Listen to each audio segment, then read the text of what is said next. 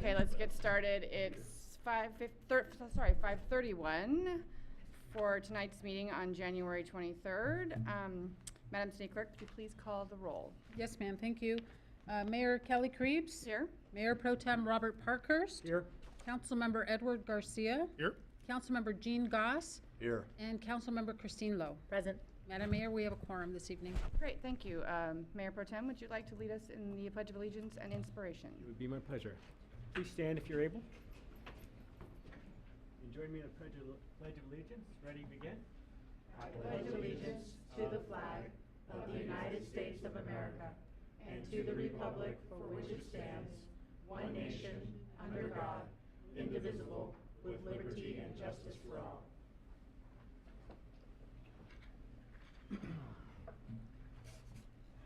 So for my reflection this evening, I was thinking about Martin Luther King Day. So last Monday was MLK Day, and while the holiday, the federal holiday, was officially designated in 1983 by President Reagan, I was thinking about 1994 when President Clinton signed a bill sponsored by John Lewis to make MLK Day a National Day of Service. And as I was thinking about the National Day of Service, I thought about all the service put in by Sierra Madre residents, not just on MLK Day, but every day. And you know, this is especially well timed because tonight we're going to have a presentation by the chair of the Community Services Commission, Ann Palmer, and telling us about some of the wonderful activities that the commission has done.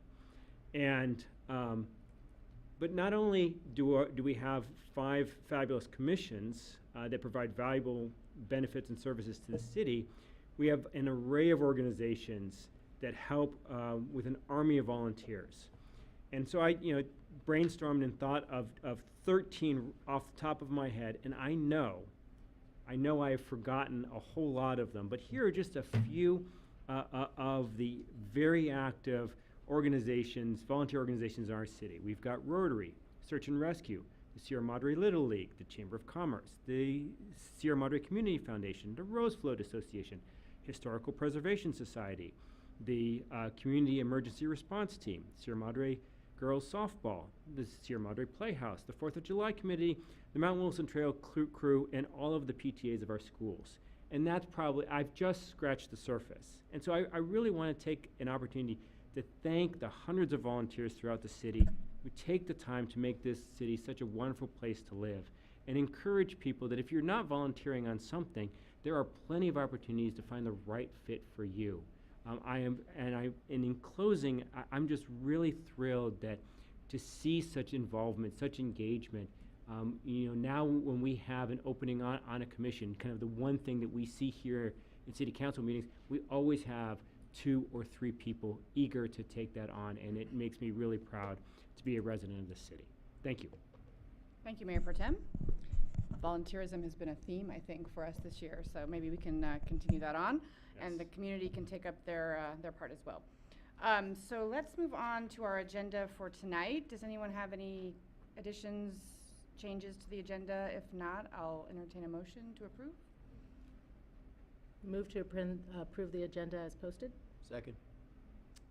Great, we have a motion and a second. All those in favor? Aye. Aye.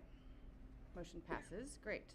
Would someone like to make a motion to approve the reading of resolutions and ordinance by title only? So moved. Second. Great. All those in favor? Aye. Aye. Aye. Sorry, I keep forgetting to vote. And then we have one set of minutes tonight from our last meeting of January 9th. Madam City Clerk, were there any changes submitted? Madam Mayor, there was one request from a member of the City Council to correct the name of a commissioner. It was misspelled. And then there were also some amendments after the fact to include in the, where the members were present, to also include members of the Community Services, or excuse me, the Senior Community Commission who were present at that meeting. Those changes have been reflected in the minutes that have been prepared and drafted for tonight.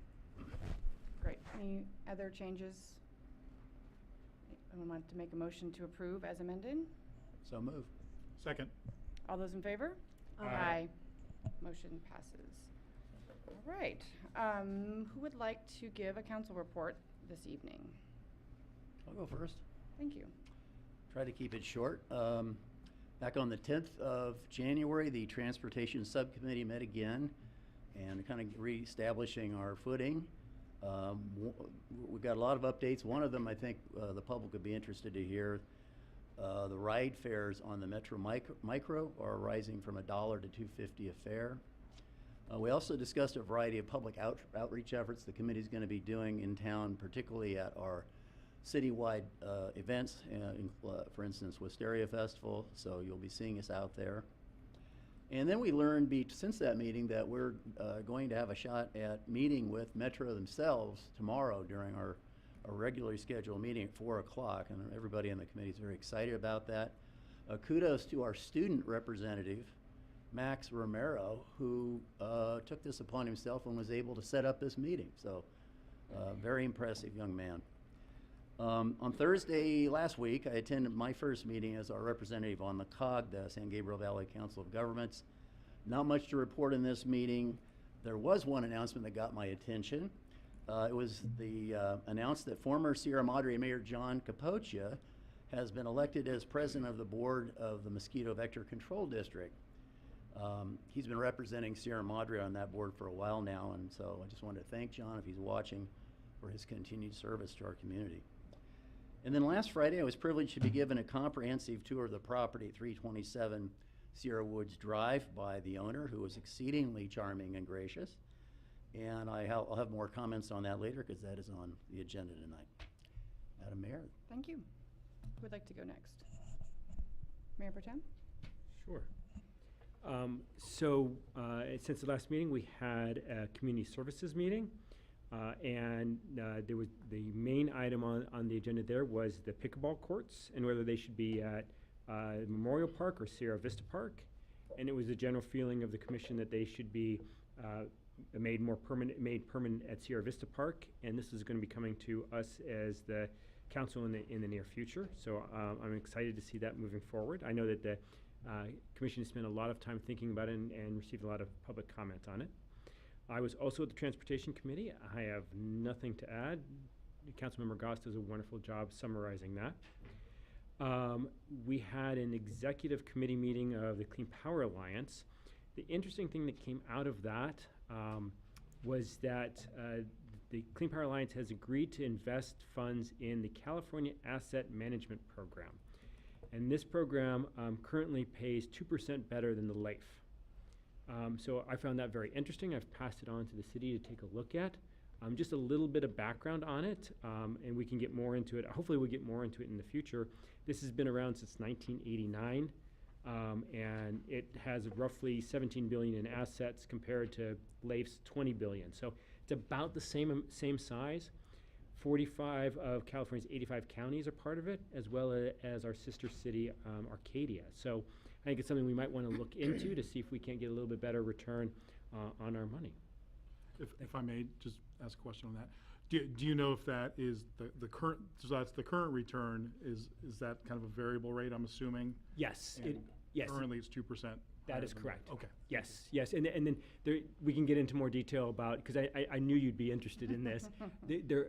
There's also a lot of flexibility with the ability to withdraw money, so it's not a lock-in on it. So there's liquidity. There is benefits. Liquidity in it, yes. So wonderful. Thanks for bringing that to the city's attention. I thought you'd be interested, and I think others here will be as well. So I think it's something we should pursue, and I know that staff is already looking into it. I think our city treasurer was in the foyer. I don't know if he ended up stepping in, but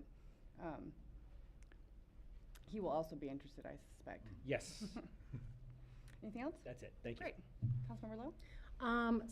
A couple weeks ago, on January 9th, I attended the City of Pasadena's, a really interesting event. It was pertinent to my family history growing up in Pasadena, and my family moved to Pasadena in the early 1900s.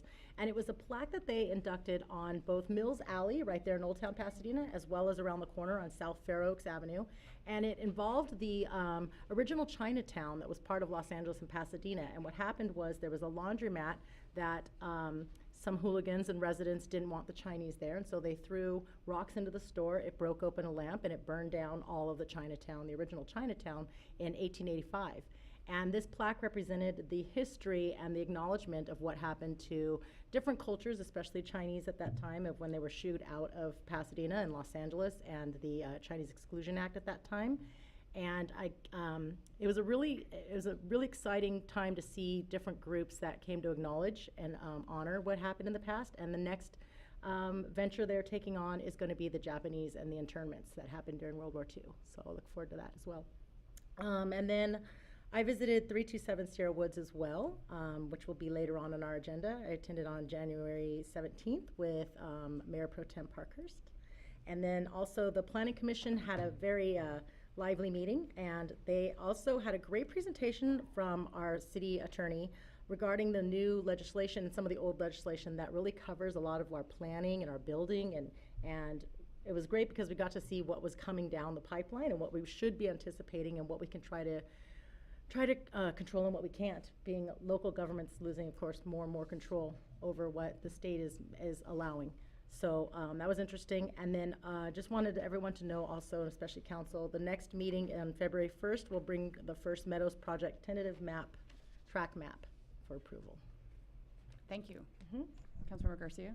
Thank you. Short report this time. And I was looking through my calendar to try to find the date. So I want to say it was January 10th. I attended the Los Angeles County Board of Supervisors City Selection Committee, where a lot of the representation is voted upon. There was one contested that was surprising, but we got through that vote unscathed. Really the big takeaway, and I don't know, what that means for our city, but the chair said city needs to be present within chambers with residents. But as far as the Board of Supervisors, as some of you may know, they have a very, very difficult time when they have city selection committees achieving a quorum. Because LA County is large, and getting downtown during a weekday for elected officials is often difficult, because a lot of us do have full-time jobs on top of our elected duties. So we're going to put together a letter and make a plea to Sacramento to try to make it available for Zoom or remote meetings, because the quorums during the remote meetings were amazing. I think they didn't make quorum one time, whereas when they're live, they're pulling people off golf courses and all kinds of things to make quorum, and that's a true story. So we're gonna work on trying to get legislation for that. And I think beyond just getting a quorum for the elected representatives, it actually provides a better avenue for residents of the county to make public comment, because they don't have to drive. Think of the vehicle miles traveled just to get to that meeting. So I'm hopeful that will happen, and there'll be a lot more engagement with the Board of Supervisors. And that concludes my report. Thank you. I have also a relatively short report. I will talk more about it later, but I also visited the house that's on our agenda for tonight for Mills Act's consideration. And I don't know that I reported this last time, but I was happy to represent the city at the Kensington early this month for one of their residents' 100th birthday. And it was really a great event.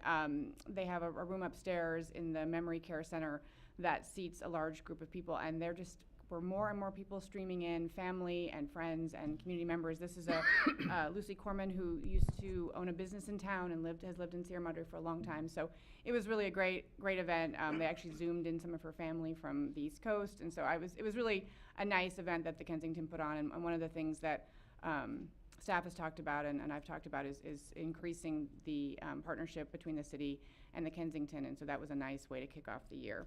I also wanted to make an amazing announcement that the Sierra Madre Community Foundation's Board of Directors has awarded our city 2 grants. First, they gave the Mount Wilson Trail Kids Race Fun Run $1,500 to support those efforts. I don't know if you know this, but after the trail race officially commences, there are 2 races for our kids, and they race up Baldwin, and it's a lot of fun. Fun fact, my youngest son actually won one year. And then the second grant was given to our One Book, One City project through our library, and that was for $1,000. So as always, we are so thankful for the Community Foundation's support of everything in our city, particularly these that will directly benefit our city programming. I have a couple of other more general announcements. The Senior Community Commission is inviting all of you to join the Valentine's Social on, you guessed it, the 14th of February from 3 to 5 at the Hart Park House. They will be serving champagne and assorted sweet treats, so plan on attending there. And then relatedly, they are accepting nominations for the Sierra Madre Older American of the Year. The criteria are that the nominee must be a Sierra Madre resident and demonstrate outstanding community service. I will say that while all of our senior commissioners are more than qualified for this award, they are not actually eligible to receive the award. So, and then there will be a reception to recognize the honoree, and nominations are due by March 13th. So contact the Community Services Department or stop by the Hart Park House to give your nomination. And that concludes my report. Okay, for our meeting tonight, just a quick reminder about our participation code of conduct. I'll actually read it this week. I didn't read it at the last meeting, just to remind everyone that your participation is welcome and invited at all of our meetings. We request that you refrain from making personal, slanderous, profane, or disruptive remarks. Anyone who continues to disrupt the conduct of the meeting after being warned to cease disrupting may be precluded from further participation in the meeting. We ask that no signs, posters, or other large object be brought into the chambers if doing so would disrupt, disturb, or otherwise impede the orderly course of the meeting. So we welcome you all, but please note that we have a lot of business tonight and we need to get through it. All right, so I will open it up on that note to public comment for items not on the agenda. Thank you, Madam Mayor. We have representatives from local schools who I believe have selected 2 people to come up and speak during public comment. Is that Ani and Thank you. Hi there, if you could state your name and what school you represent. My name's Ani Chalyan. I'm from St. Gregory Hovsepian School. Thank you. Respected Mayor and esteemed council members, I'm Ani Chalyan, a proud resident of Sierra Madre. Over the past 6 years, I have been fortunate to call Sierra Madre my home. In 2018, I relocated from Philadelphia with my parents and younger sister. Our immediate admiration for the welcoming neighborhood of Sierra Madre, characterized by diverse businesses, parks, and a library, solidified our decision to make it our home. Additionally, I enrolled at St. Gregory Hovsepian School in Pasadena, where I not only learned about the history of my Armenian heritage, but also excelled in all academic subjects. Currently, I am part of the 8th grade graduating class, where we are exploring the intricacies of our government and understanding how citizens can contribute to building a better community. Sierra Madre's warm communal environment has left a lasting impression on me, especially through events like the 4th of July Parade and the Christmas Festival. These gatherings unite our community in celebration. Looking ahead, I aspire to become more involved in our city, whether through volunteering my time or perhaps even running for a position on the City Council. Thank you for your time and dedication to making Sierra Madre a wonderful place to live. Thank you very much. Thank you so much.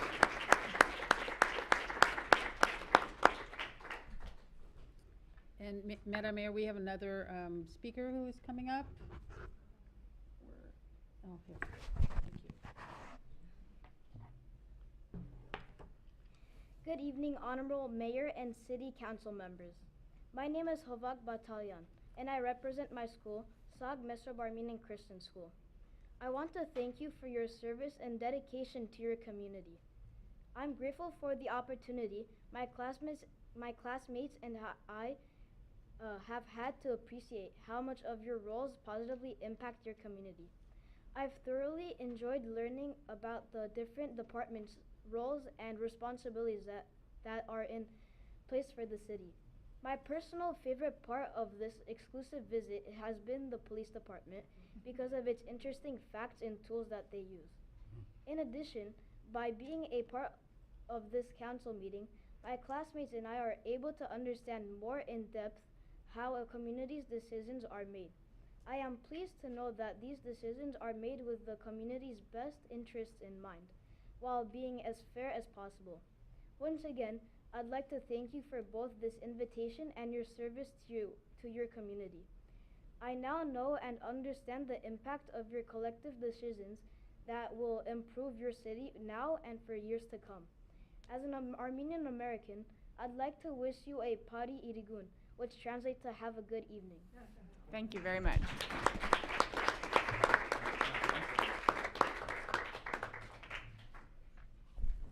Thank you, Madam Mayor. The next speaker is Mr. David Gordon.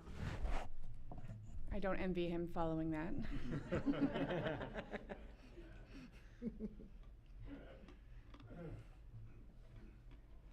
Good evening, David Gordon, President of the Sierra Madre Playhouse, and particular welcome to all these young people, a much larger audience than usual for my in-person commercial.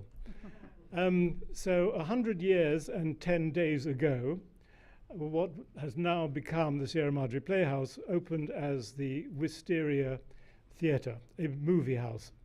And we're one of the few buildings that survives from 100 years ago as a movie house. We're not just a movie house, but we are also a movie house. And we are going to celebrate our centenary in 10 days' time by having a weekend of silent films made in 1924. So there are 6 performances. The first one is an all-comedy show, which is free. There are still 6 tickets left, so if you're really fast, you can get to the website, you can get one of the last 6 seats. We're then having, in the afternoon, one of the great silent comedies of all time, Harold Lloyd's Safety Last. That's where he is seen hanging from a clock on the outside of a building. At 6:15, we're having a gala dinner, or gala, as you Americans call it. I'm American too, as we Americans call it. We're having a themed dinner, 1920s, dressed in 1920s clothes. Unfortunately, the mayor cannot come, so I'm hoping another representative of the city will be able to come. I'll track you down. Then after that, and included in the $100 price of the gala dinner, very reasonable, we're showing another Harold Lloyd film. And on Saturday, we're showing 3 films. At noon, we're showing Girl Shy, again with Harold Lloyd. At 4 o'clock, an incredible film called Helen's Babies with Baby Peggy.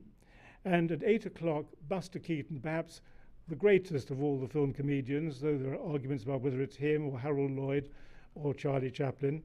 And so that will conclude our program.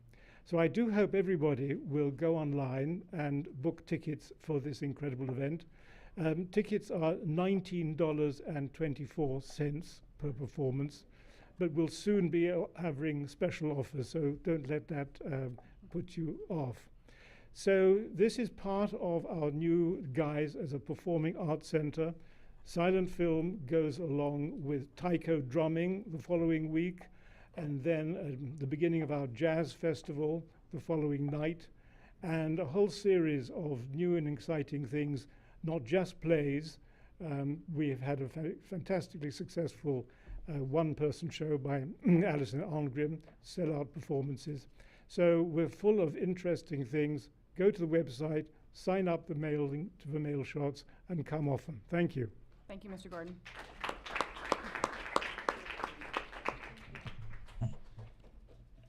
Madam Mayor, our next speaker is City Librarian Layla Regan.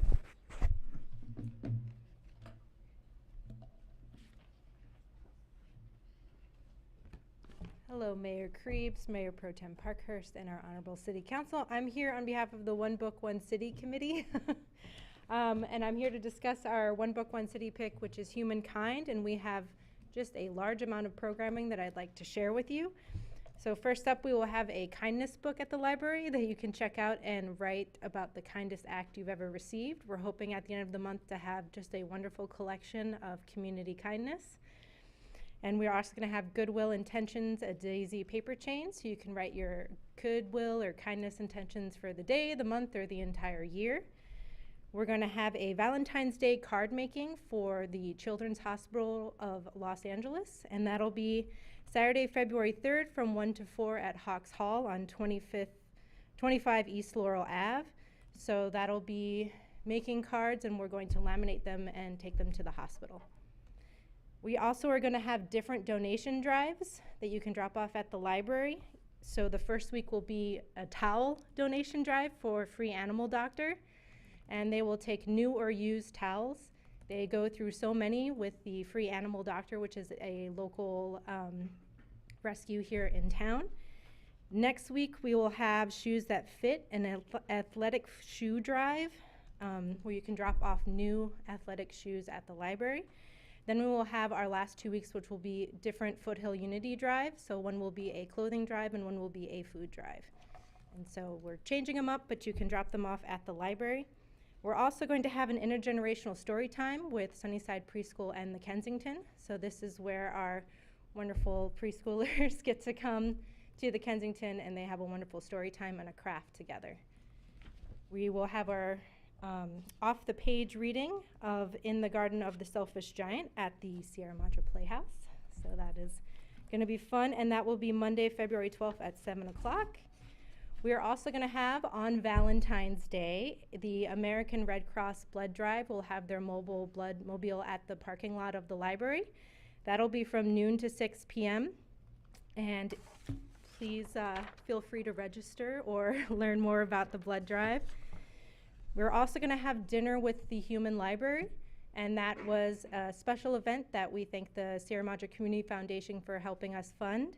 The Human Library is allows you to check out a human book and have a discussion about someone from a different background than yours. So it's a really, really wonderful opportunity to sit and break bread and have a courageous conversation with someone new, and it'll be at the Hart Park House on Saturday, February 24th from 5 to 7 p.m. And then finally, here in the council chambers, we're going to have Sierra Madre 2030, which is going to be run by Dr. Rich Proctor, and that will be just a discussion on how Sierra Madre can use human kindness to further project throughout. So those are all the events I have for One Book, One City. Before you go, could you remind folks what the book is? It is Humankind by Rutger Bregman. It's Humankind, A Hopeful History. Thank you. Thank you.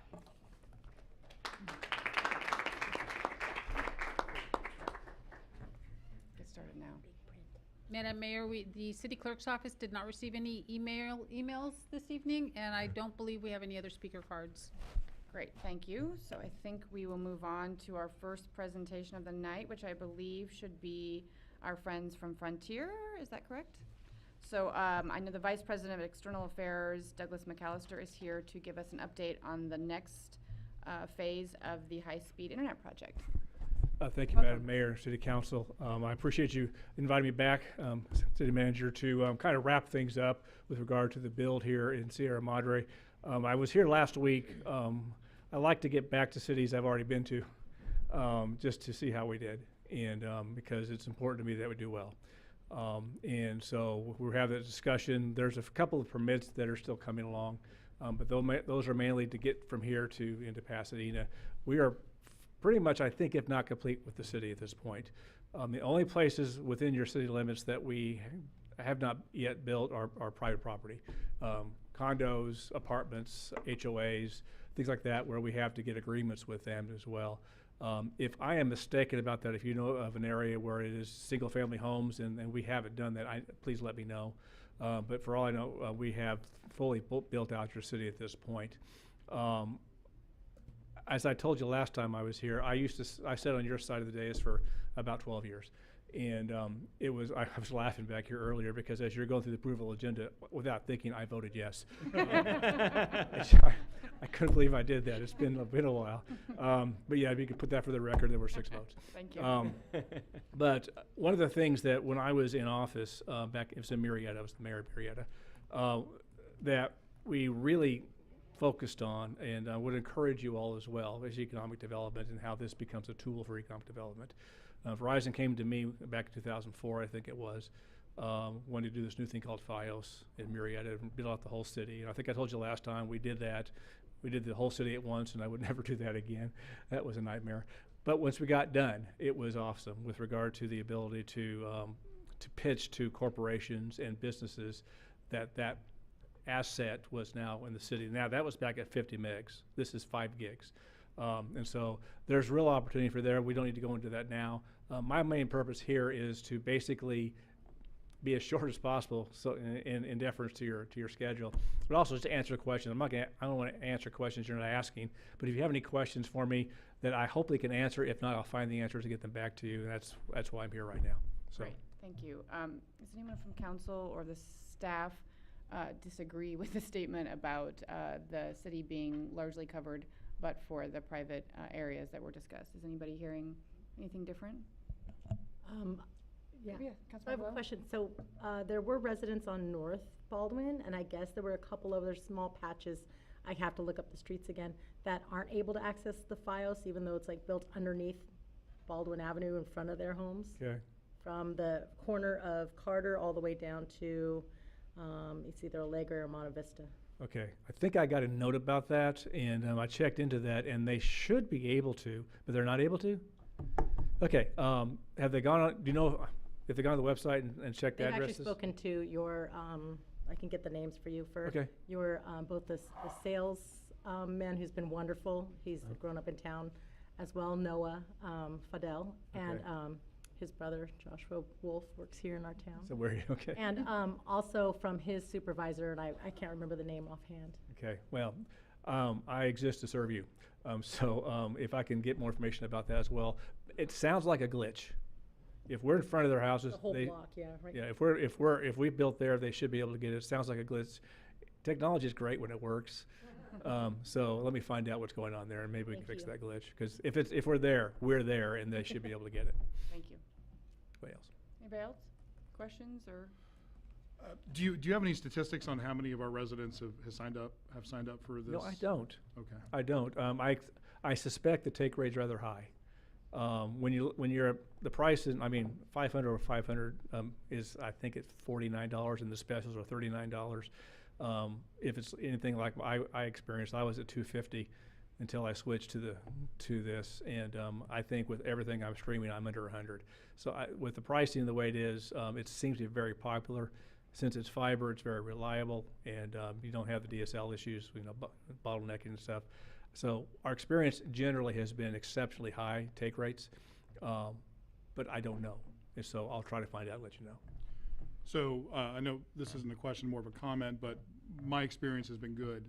So I want to encourage our residents to look into it. As far as the pricing is concerned, I get Spectrum trying to get me to come back, and I tell them, they ask what I'm paying, and they said, we can't beat that. Yeah. For 1 gig up and down. The mesh system is remarkable. Yeah. So hopefully I'm not getting a special deal because I'm No, you're not. I'm the council.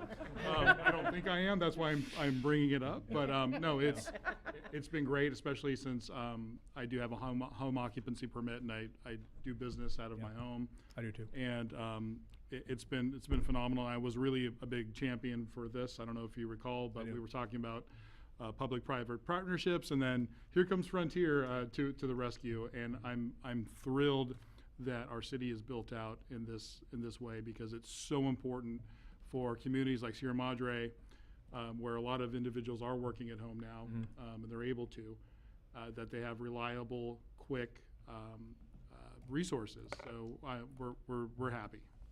With COVID, cultures change in dramatic ways, and one of those ways was remote working. When I was in office, where Murrieta is on the 215, we're having a conversation, I'm sorry, we're on 215 and 15, it's like an hour from everywhere in Southern California. But all of our folks, not all of our folks, I think the number was 65% of our residents commuted at least an hour to 2 hours a day to go to San Diego, LA, wherever. And so we were always talking to the corporations about do your zip code studies, and you find out your employees are here, let them work here. Nothing, crickets. COVID hit, now everybody's remote. And so this is where that comes in handy, and it's like I say, promoting that to these corporations is a real economic development driver from the standpoint of high-paying jobs and so forth. And so I would encourage you to look at that. I appreciate your support, all of you as well. It was my goal to make this as painless as possible. And I do know I was on speed dial for Jose.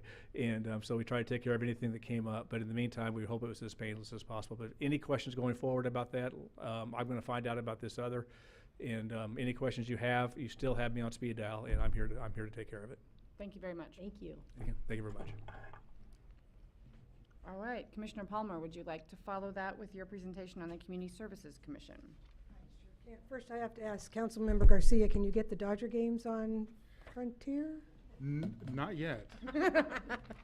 That's a game changer for me. It is, and I was getting the USC games on Spectrum. So, we'll see with Big Ten what happens. Okay, good evening, Mayor, Mayor Pro Tem, and council members. I am Ann Palmer, Community Services Commission Chair, and I'm here tonight to give you a very brief review of the Commission's events in 2023.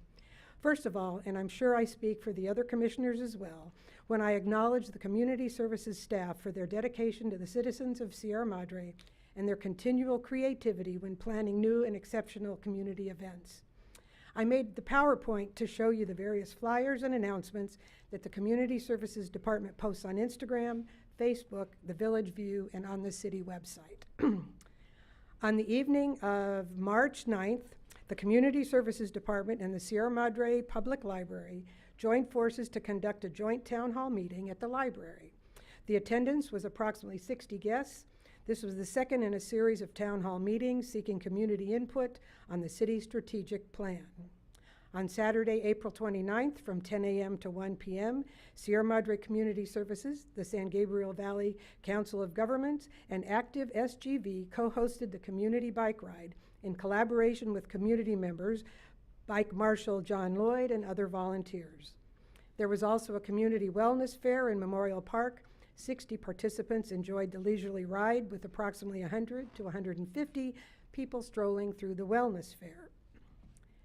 Saturday, March 27th, marked the 56th running of the Mount Wilson Trail Race. In conjunction with the main event, the Pasta Feed Dinner was held on Friday, May 26th.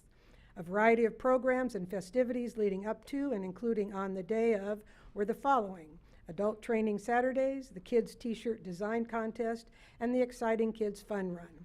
There were 307 runners. The Community Services Department presented the annual summer concerts in the park, consisting of 8 concerts with varying genres of music beginning mid-June through August.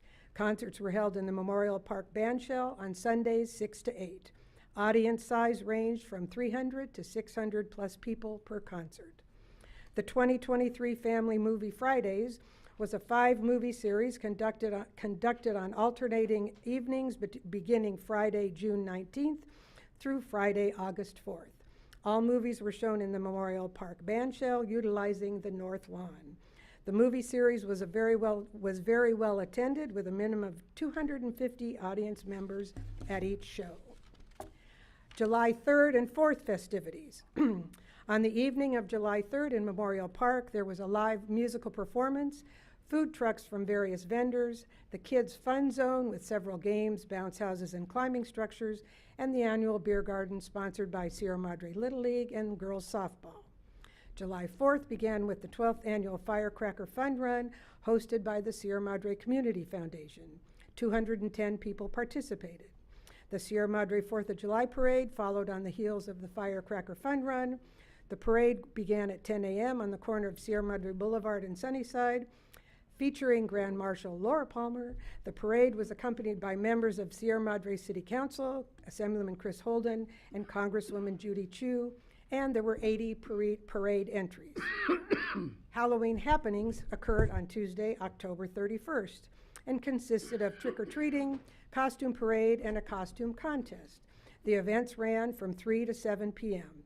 Sierra Madre Boulevard was closed to traffic from Baldwin Avenue to Lima Avenue, as well as Baldwin Avenue between Sierra Madre Boulevard and East Montecito. The city provided equipment, tables, chairs, trash bins with liners, for Community Services Commissioners and Christchurch Sierra Madre staff to conduct costume contest signups at both Kirsting Court and in front of Christchurch Sierra Madre. And additional projects. The Commission continues to support Eagle Scout projects. The Sierra Vista Playground project is ongoing. the Sierra Vista Park Fitness Area, pickleball courts. 2 commissioners are on the Sierra Madre Transportation Subcommittee. Each commissioner is assigned a city park and reports monthly of park happenings. The commission established a uniform procedure for banners to be displayed on the Memorial Park hedge. And finally, the commission accepted the agreement for the 2024 through 2029 field use memo of understanding negotiated between Sierra Madre Girls Softball Association, Sierra Madre Little League, Sierra Madre Pony League, and the city of Sierra Madre. The end. And questions? Any questions for Commissioner Palmer?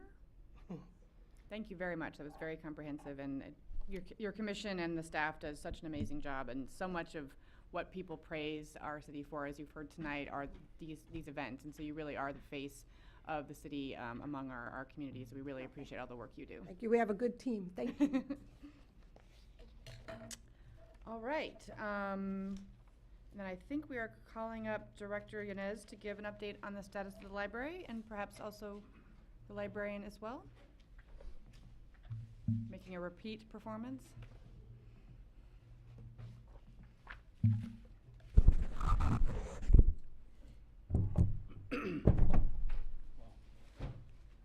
We have props tonight.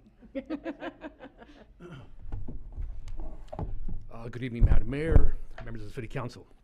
We're happy to report that this was a very good week this week regarding the library project. This week, the city received 100% of the design plans for the library project.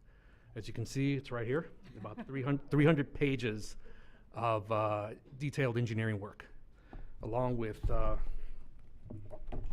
volume 1 of 3, a total of 7,000 pages of just engineering schematics for the library. So I have a lot of reading to do this weekend, but I'm excited. So this is a good day. This is a very good day. So along with the assistance of Planning Department and the Public Works Engineering Division, we will be reviewing these plans along with the schematics to this report in the next couple of weeks. Great. So exciting stuff. On this past January 11th, the city received a total of 6 RFPs, RFQs, requests for proposals, requests for qualifications regarding the project manager recruitment. Very pleased to say that we will be interviewing 3 firms day after tomorrow, this coming Thursday. We have 12 very well qualified firms who are bidding for the management project manager firm to be brought on board.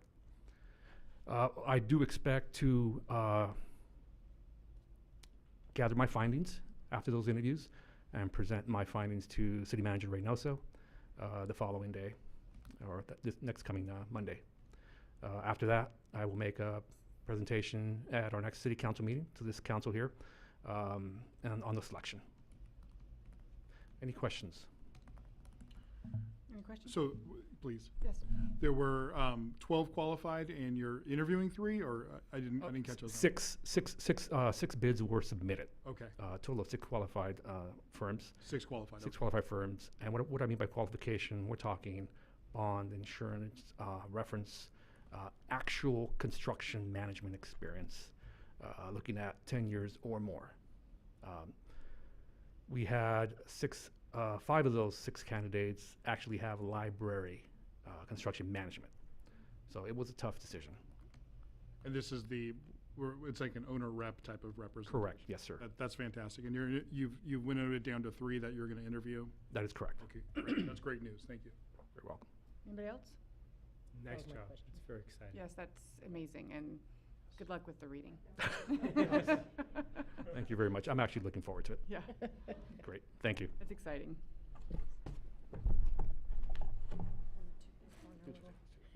Stephen. Hello again, Mayor Creeves, Mayor Pro Tem Parkhurst, and our Honorable City Council. I just want to say that the library is open and we've been receiving some wonderful feedback.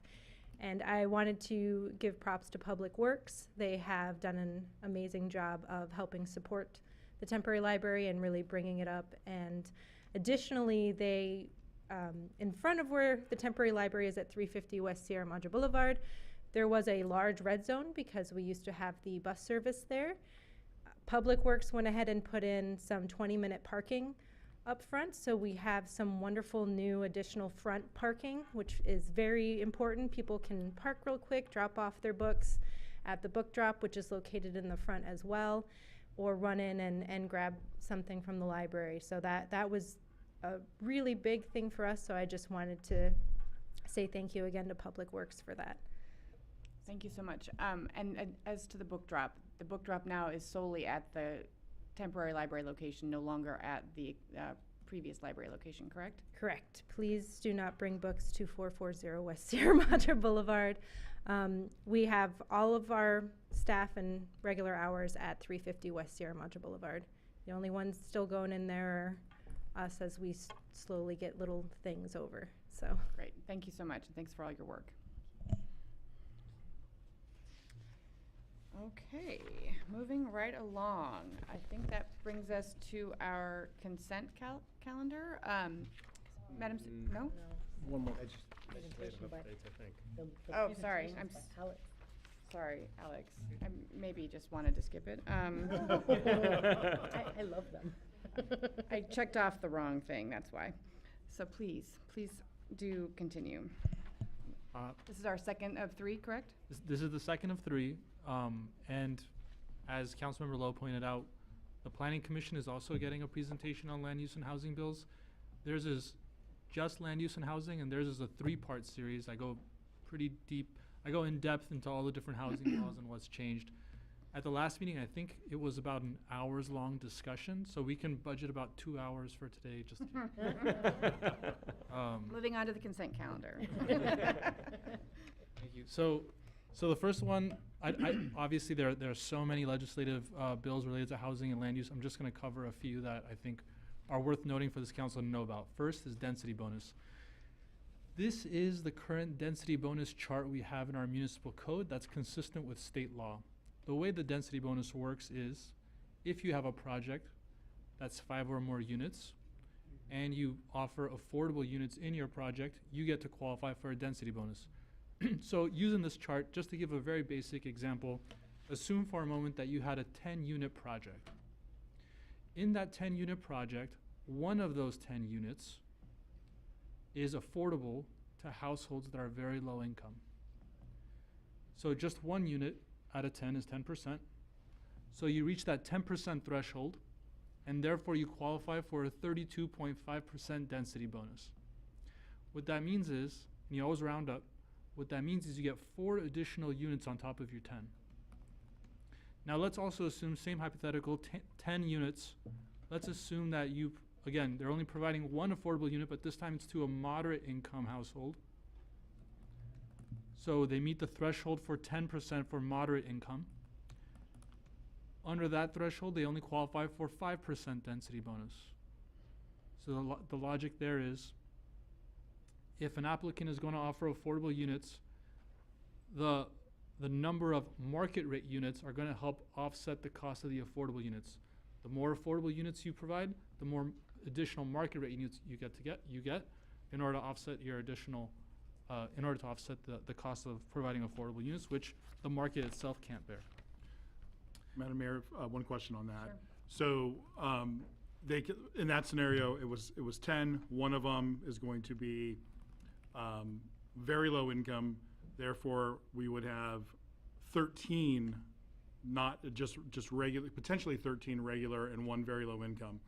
Those 4 extra units, do they have to be justified to? They can only build as many units as to offset the cost and justify for that 1 unit, or can they just get 4 units? They just get 4 units. It becomes an entitlement. So if we go to the moderate and we had the 10 units, 10%, so you get a 5% density bonus. So that means you get half a unit. You always round up, so Okay. to the whole number. You go up to the whole number. So okay. So you get 11 total units. Got it. For a moderate income development. And again, these moderate, very low, and low income is based on AMI, and that calculation is done annually? That calculation is done annually, and it's done by HCD. And it And is it's adopted via specific- regulation. Specific to our, County. County, okay. Thank you. Right. So AB 1287, I'm calling it the super density bonus. If you go back one slide, you can see that for all these income thresholds, at a certain point you max out at 50%. So for very low income, if you provide 15% affordable at very low income, you max out at 50%. It's 24% for low income. Disregard the fully affordable developments. That's a different thing. But for very low income, you max out at 15% for density bonus. Low income, you max out at 24%. Moderate income, you max out at 44%. So next slide. So if you max out, if you reach those maximum numbers, the legislator now provides an additional density bonus on top of what you already get.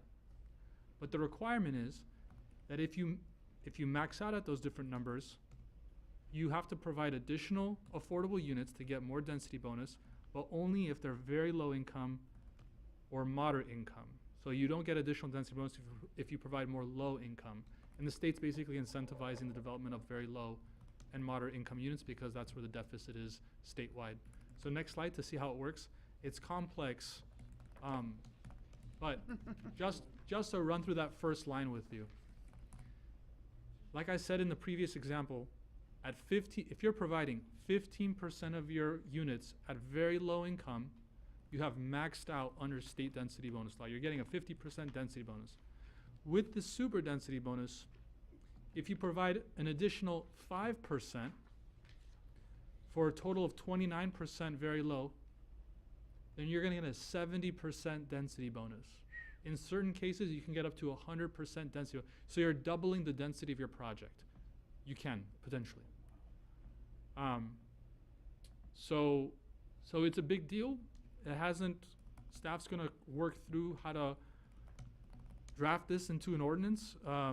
And because it's state law now, anyone can use it. And we haven't received any type of project like this yet, but we can expect one in the future.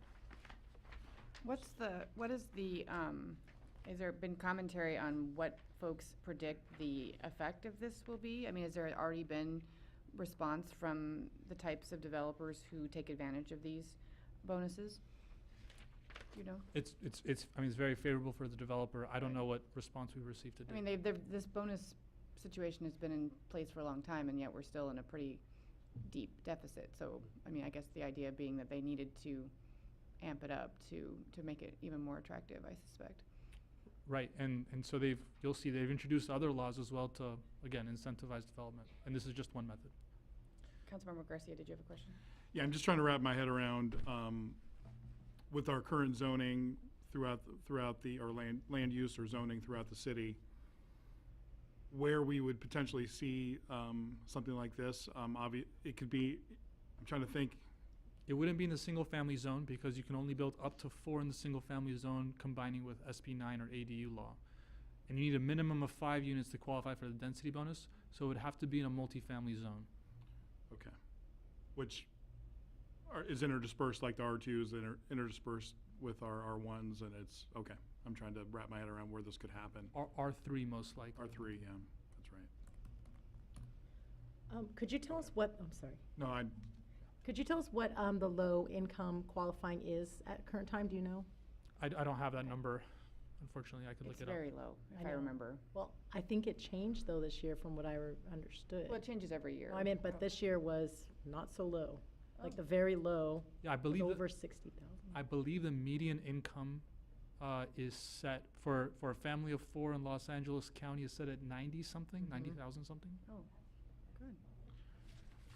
kind of going back to that. That seems adjusted because it Yeah, historically it's been, I think, unrealistically low. 70s. 2 years ago, I think. Yeah.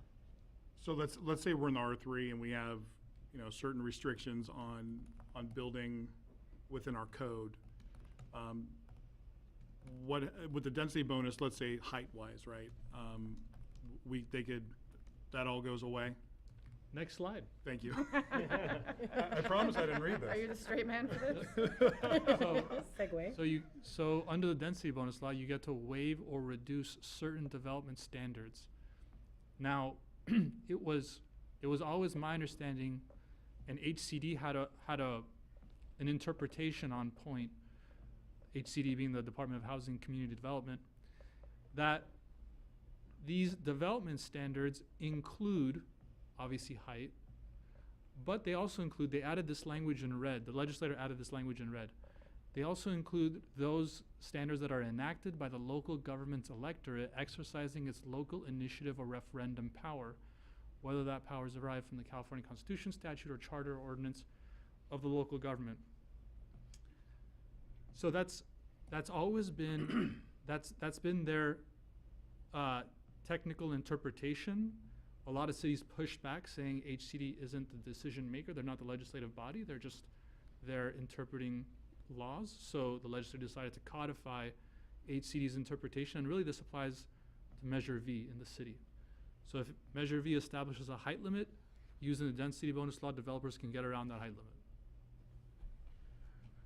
limit. There's language about setback. Obviously, we could still codify a setback for safety reasons, as far as, you know, fire issues and things like that. They can't go beyond those safe setback laws, correct? So the density bonus law and all these housing laws allow the developer to get around planning and zoning laws. They don't allow the developer to get around building and safety laws, which is in a separate title of the municipal code. 15, I think. Title 15 of the municipal If I remember correctly, at least under one density regime, you could have a certain number of these standards that you could waive. It sounds like maybe now that restriction has been lifted and it's as many as you want. I left out that discussion. I talked about the planning commission, but to address your point, if you get a density bonus, you qualify for 4 benefits. The density bonus itself, incentives and concessions, which are limited to a specific number depending on how much affordability you provide. Waivers or reductions of development standards, which are unlimited but have to be proven up, and a favorable parking ratio. And when you say have to be proven up, it has to show that's required, if I remember correctly, that has to be required to achieve the density, right? You can't just put 3 stories in because you think it looks good, but you don't actually need 3 stories to achieve your density. Right. Okay, thank you. Next slide. Nor parking. Yeah, the parking was number 4. Accessory dwelling unit owner occupancy requirements. So when the accessory dwelling unit law was adopted, the legislator had initially allowed cities to impose owner occupancy requirements to avoid market speculation on ADUs. In 2019, that authority was lifted, and it was set to, and the statute that lifted that authority was set to expire January 1st, 2025. So cities would again have the opportunity to impose owner occupancy requirements. I guess the legislator wanted to see how things would work out if people could choose not to live in their homes and their ADUs and just rent out both units. Effective January 1st this year, the legislature decided to strip the cities of that ability completely. So cities can no longer impose owner occupancy requirements. So that law that was set to expire January 1st, 2025, it's basically been made indefinite now. So this doesn't really change much because we haven't been able to do it since 2019. It's just that we're not going to be able to go backwards. Correct. Next slide. Separate conveyance of ADUs. This is an option for the city council if they provide direction to do so. Existing law prohibits the separate sale or conveyance of an ADU or JADU unless developed by a nonprofit affordable housing developer. This is a very, very specific exception. AB 1033 authorizes the city to adopt an ordinance to allow the separate sale or conveyance of an ADU and primary dwelling unit as a condominium. So you could have a home, a JADU and an ADU on the same parcel and basically just form a condo with an HOA and a CC&Rs governing all 3 units. Again, this is an option for the city council if it decides to adopt an ordinance to allow it. In order to do so, there's a number of requirements that need to be satisfied. One is that the developer needs to obtain lien holder, lender, or HOA consent, and utility companies if they go this route, utility companies can then require installation of separate utility connections because they're essentially owned by different parties. And in the example that you gave, would any of the owners of the, the primary unit or either of the ADUs have to own the underlying parcel, or could you actually have a fourth owner of the fee itself and then have the dwellings owned by three different people? I believe all three parties own the parcel, and Oh. then you divide the air rights between the three units. Got it, thank you. I have two questions. The first one is then, so currently, if we don't, said that, with excluding that, you cannot sell your ADU as a separate parcel. Like, you can't parcel off your property if there's an ADU on it? Correct. Okay, but you could parcel it off and then build a separate home, of course. Correct. Okay, and then the second question is, currently or previously, I don't think people were able to use, to install separate utilities onto their property. So their ADU had to use their own utility, but now are you saying the city allows them to have a separate installation at their own cost? Well, I think it's the case, and if the superintendent's here, you can correct me, but I believe it's the case that the city doesn't require there to be a separate conveyance, although the developer, I think, can, if they choose, to have a separate conveyance to their ADU if they want to pay for that. All this is saying is the city can't mandate that separate conveyance. Here, the city would be able to mandate that separate conveyance to the ADU because it's going to be owned by somebody else. So they're going to have a separate meter. Okay. Next slide. Another option available to the city, there's different ways to go about this one. So state law is requiring every city to adopt a process for pre-approval of ADU plans by January 1st, 2025. Pre-approval of ADU plans does not mean issuing an ADU permit. It's just approving the plans that are an aspect of the permit. So pre-approval of ADU plans are, that's my next point. The application of a pre-approved plan is subject to the same application processing timelines and fees as the primary ADU application. Unlike other ADU applications, pre-approved plans would not be site-specific. So the real benefit here is developing these types of ADU plans can be expensive. ADUs are intended to be affordable not by covenant or by law or by some restriction, but by design. And that's why we have a streamlined process for approving them. That's why there's no public hearings on ADUs. These all bring down the cost. One of the main costs of ADUs is design of the ADU. So what the state is saying, that cities have to be able to pre-approve plans. So like an architect can come in and say, here is my design. If the city approves that design, that architect can come in and use that same design every single time and doesn't have to resubmit and have that design reviewed, and can just recycle that in the city. The city can also take the initiative and adopt for itself pre-approved plans and provide a menu of options to homeowners and say, here are our Sierra Madre approved designs, A, B, and C. Feel free to choose, and it basically waives application fees because there isn't much left to review. The last point there is pre-approved plans and the applicant's contact information must be posted to the website. The applicant can choose to take it down, but they have to make a formal request. Madam Mayor? Yes, please. So it's my recollection that the city council gave direction to staff to come up with a pre-approved plan for an ADU to have ready at the desk. I don't know where we are on that, if that ever happened. And if we did have that and that already happened, would that preclude the hypothetical architect from having a pre-approved plan? So, or do we only have to have one, or does it stack? There could be more and more plans. I know it's two questions. There can be more and more, and with respect to the city, I'll leave it to Jose or to our planning manager. I think I can answer the question, and if we need further detail, I can bring up our planning manager. But we are working with San Gabriel Valley COG. I believe the deadline is 2025, and the COG is developing pre-approved ADU plans. They would be made available to the city at no cost. And that would be a huge potential savings to the city, because then we would not have to hire our own architect to design those plans. But I'm happy to call up our planning manager to give an update on where we are with that process. I think that's sufficient. I can always follow up offline, but yeah, if it saves us cost, that's important. And approval of this plan, would that just come to the planning commission, or would that necessarily have to come to us as well? Let me defer that to our No, I don't know that the public is that interested in it, so we can defer that.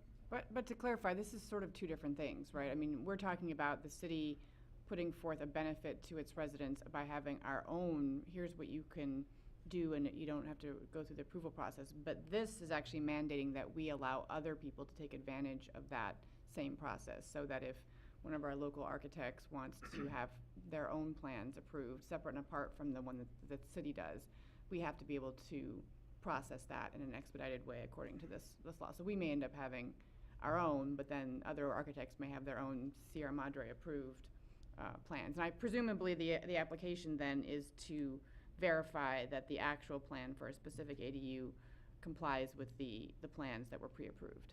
Right. Okay, thank you. Any other questions? I had a question. So, could you remind me, since I don't remember, what is the maximum, minimum size for ADUs and JADUs? So for a JADU's maximum size is 500 square feet. Okay. For an ADU, it's 1,200 square feet, and the minimum size is what the state limits for efficiency units, which I think is 200 and something square feet. I believe we have an ordinance specific that it's a minimum. The minimum's 500? I think it's 600. 600? Okay. Oh, okay. So we have our own ordinance here, yeah. And so currently, we don't approve, obviously, ADUs, that doesn't go through our planning commission. So by having pre-approved plans, just like the garden landscaping, we're also behooving ourselves that we can help kind of control a little bit what's being built in our city, because otherwise we don't have any control. One of the concerns the planning commission had was with respect to the San Gabriel Valley COGS plans, those wouldn't necessarily be Sierra Madre specific. So to the extent the city wanted to develop something that's Sierra Madre specific, if there is that aesthetic, probably, I don't know if that could be done through the COG or not. We'll just take the ones we want. Now, okay, next slide. All right, so the next 3 slides have to do with 3 new laws that are intended to expedite big development projects. The first one is extremely affordable adaptive reuse projects under AB 1490. So we have a number of examples of this now in state law, where the legislator is saying, here's a very big project. It won't be subject to CEQA. It'll be subject to expedited review, but you have to build it according to these very narrow specifications. And each one of them serves a purpose. Here's the purpose this one serves. So as you probably know, Governor Newsom initiated Project Home Key and Project Room Key to convert hotels and motels into low-income housing. The project was really successful in converting a lot of units very quickly to residential housing, and they did it very cheaply, because these are essentially single occupancy units without kitchens. So the only real conversion rehab needed is the installation of a kitchen in a lot of these motels and hotels to convert them to living spaces. The problem is, well, not the problem, but the limitation of Project Home Key and Room Key is that the developer gets to decide, the city must apply for the funds to have this conversion or motel or hotel conversion to some kind of housing. So I know, for example, the city of Pasadena had a project that they were contemplating. I think it was the Radisson on Colorado. And they were contemplating it. They had a public hearing about it. The residents were against it. And so the city didn't apply to the state for the funds to convert that Radisson into basically an apartment building.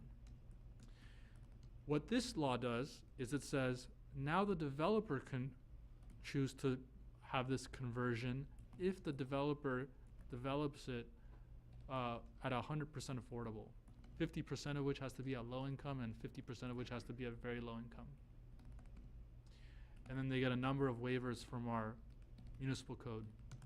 Not something we really need to worry about in Sierra Madre, as we don't have a lot of hotels and motels. But a big housing law that can have a lot of impacts in our neighboring cities. Next slide. SB 4, affordable housing on faith and higher education lands. Another example of the state borrowing a Sierra Madre idea. As part of the housing element, the city adopted that religious housing overlay that basically made it easier to develop on religiously owned sites. This law does the same thing, but it extends that benefit to institutions of higher education. Next slide. When you say higher education, does that mean post-high school, or does it mean just Post-high school independent, so not Cal State and so not government not government-owned institutions of higher education. Convenient. Private. Private.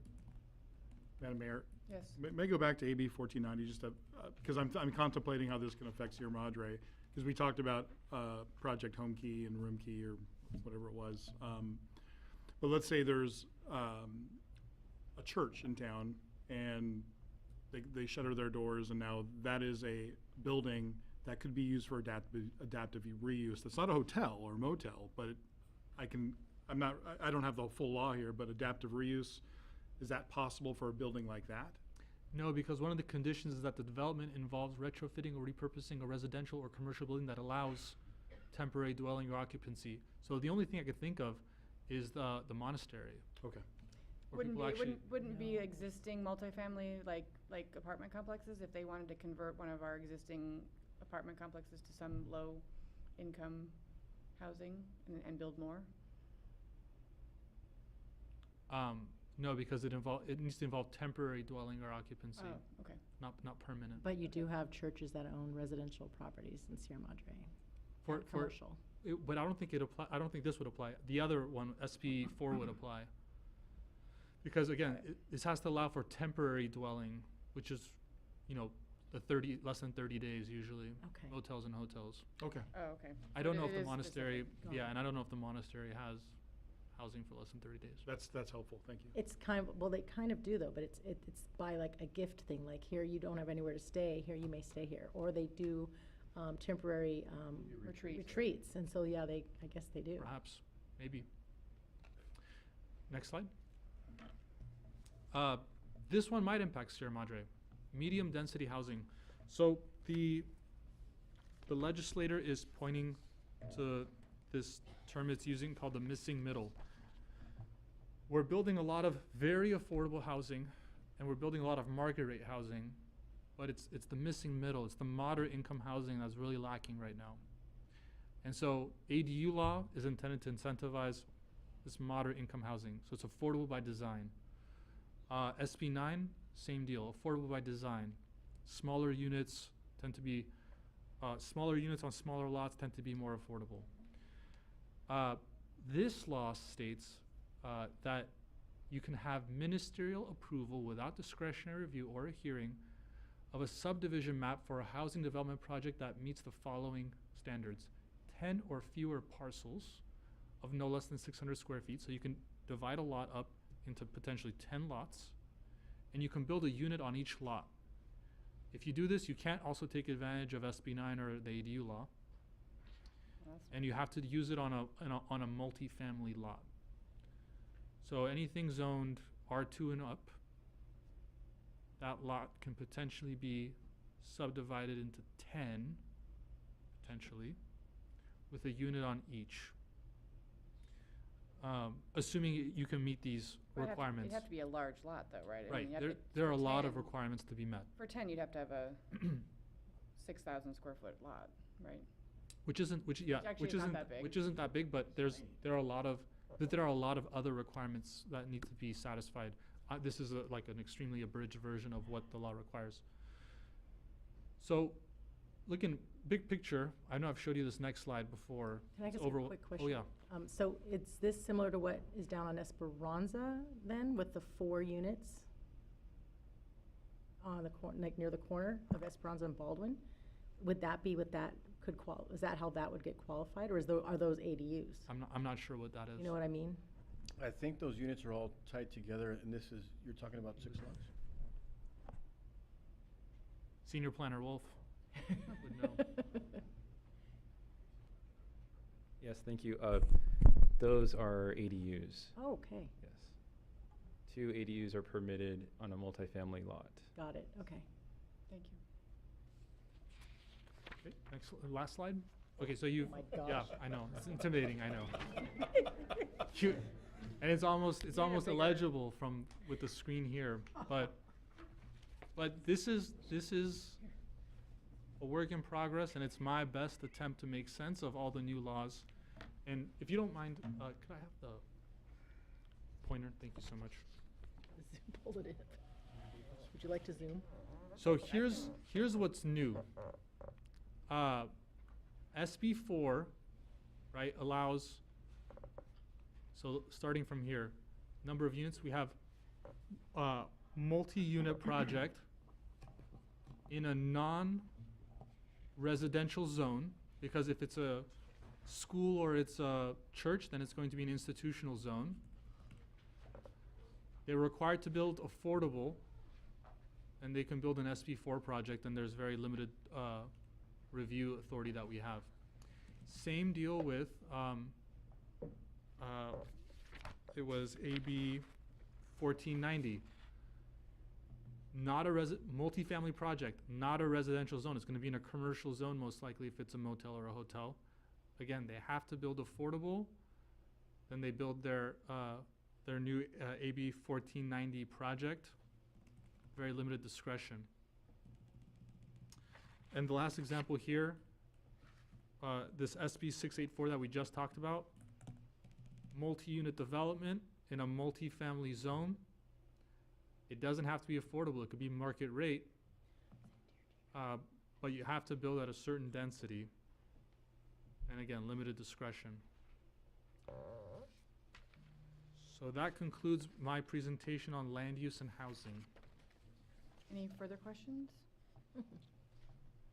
Okay. Now moving on to the consent calendar. Madam City Clerk, could you read the items by title? Thank you, Madam Mayor. This evening for council's consideration are 2 separate items on the consent calendar. The first of the second is A, consideration of resolution 24-09 approving certain demands. And the recommendation from staff is that the city council approve the payments. Consent item B is the acceptance of the city council's annual comprehensive financial report for the fiscal year ending June 30, 2023. And staff's recommendation is that the city council receive and file this report prepared by city staff. Madam Mayor, this concludes my report this evening.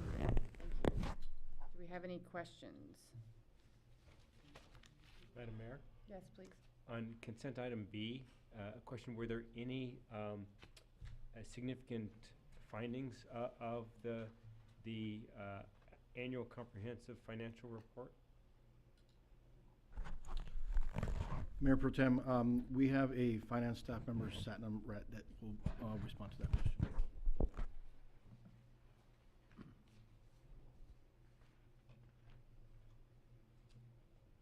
Good evening, Mayor, respected council members. There was, we were given a clean opinion, unmodified.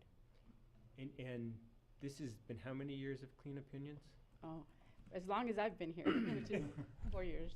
Okay. Mayor Pro Tem, we've received 6 awards for delivering clean financial government accounting reports. And we expect that this, we've submitted for a 7th consecutive. A 7th consecutive year. of clean. 7th consecutive year. Kudos to you and your team for all of that, for 7 consecutive years of doing it. 4 for me, I've only been. Still, but you're representing the department, so please pass it. Any other questions? Do we have any public comment? Madam Mayor, no emails were received, and I don't have any speaker cards, although the microphone is open if you like. Seeing none, we'll bring it back to the council. A motion or discussion? Move to adopt the consent calendar? Do we have a Second. Thank you. All those in favor? Aye. Aye. Any opposed? Great. Thank you. All right, well, moving on to our public hearing. I believe Senior Planner Wolf is going to present the item for Historic Landmark and Mills Act consideration. Madam Mayor? Yes.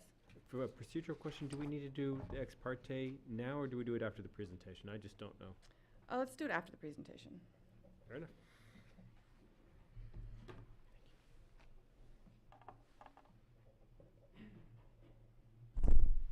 Good evening, Madam Mayor and members of the City Council. Tonight, I'm happy to introduce for public hearing the consideration for historic designation and Mills Act contract for the Edgar W. Camp House located at 327 Sierra Woods Drive. The property was previously designated under prior ordinance by the then Cultural Heritage Commission. Then it was elected for declassification by the then owner in response to the initiative of the people during the 120-day following the adoption of that ordinance affecting I-01-1. So right now, the designation is currently being carried out in accordance with section 17.82070 of the Sierra Madre Municipal Code. The current owner, Ms. Uni Chang, has nominated the property as an historic landmark. And on November 16, 2023, the Planning Commission recommended the City Council designate the property as a historic landmark, finding that the property meets criteria for designation under section 17.82.050 of the Sierra Madre Municipal Code. The property is located, as mentioned before, at 327 Sierra Woods Drive. It is in the northwest quadrant of the city, right off of Grandview. The original subdivision of land is a portion of Lot 20 of the Sierra Madre Tract. The green line represents this subdivision, and the approximate area of that green is 7.28 acres, and that extends that full square. Within that 7.28 acres of land is now 23 single-family residences, fun fact. In 1934, the land was further subdivided into 4 lots and the southerly 20 feet of what is now Fairview Avenue. It's recorded as tract number 9881, and it is represented on screen as the blue line. That comprises 3.22 acres of land and represents lot number 2 of that subdivision, where the residence sits. But finally, in 1964, the land was further subdivided, creating Sierra Woods Drive cul-de-sac and 9 lots for residential development. It retained roughly half an acre of land, upon which is outlined in red, where the subject property sits. For designation of a historic landmark, there are 2 criteria to meet, the first of which is for historic basis, and that pertains to there being evidence of persons of significance to the history of Sierra Madre. For this property, it is associated with the productive life of Edgar W. Camp, who served as director for Sierra Madre Water Company.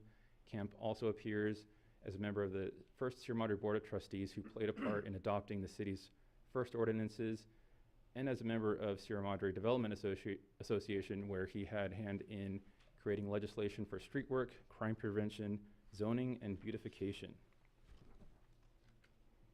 The second criteria is that for architectural merits. This house is designed by Green & Green Architects. For those who don't know, Green & Green are famous Pasadena-based architects who are famous for their craftsman bungalow designs. And so you can see the portraits of Green & Green Architects on the top left of the slide, and then some blueprints of this exact building that we're hearing tonight. The character-defining features of this building include Japanese-style wood rafters below eaves, rectangular bay windows, those specifically on the southern facade, French doors, multi-light entry doors, pressure-treated shake roof, triangular and rectangular attic vents, stone chimneys, exposed beams, and wide eave overhangs. Here's a photo of the property overhead, as if a drone were looking at this from the street. This is an overhead view of the property facing west. The roof is clad in the pressure-treated shakes, a sort of rubberized plastic material which is able to be textured to match the old wooden shingles that are no longer legal to install due to being unsafe fire hazard.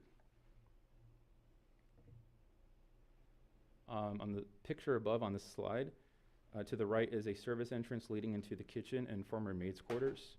At the center is the kitchen with breakfast nook projection, non-original addition to the building at a date unknown. In the photo below, the end of the footpath leads to a wide patio and formal entrance.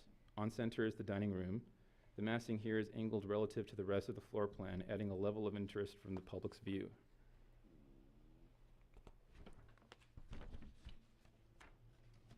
On the photo in the slide, on photo above, is the north side of the building. At left is the former maid's quarters, and moving right is an office. At right in the foreground is the patio trellis covered in vine, and behind it is the wide living room and two-story portion of the residence. That two-story portion being an addition also designed by Green and Green. In the photo below, the rear portion of the residence, highlighting the two-story portion.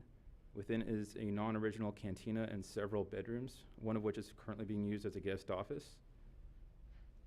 At left is the rear end of the patio trellis with a stone cooking island covered in vegetation, indicating it hasn't been used or operated in some time. And then the two-story portion is an addition, as I mentioned before, also by Green and Green, which demonstrates its respect to nature, demonstrated by the cutouts in roof eaves, accommodating the canopies and the branches for the trees next to it.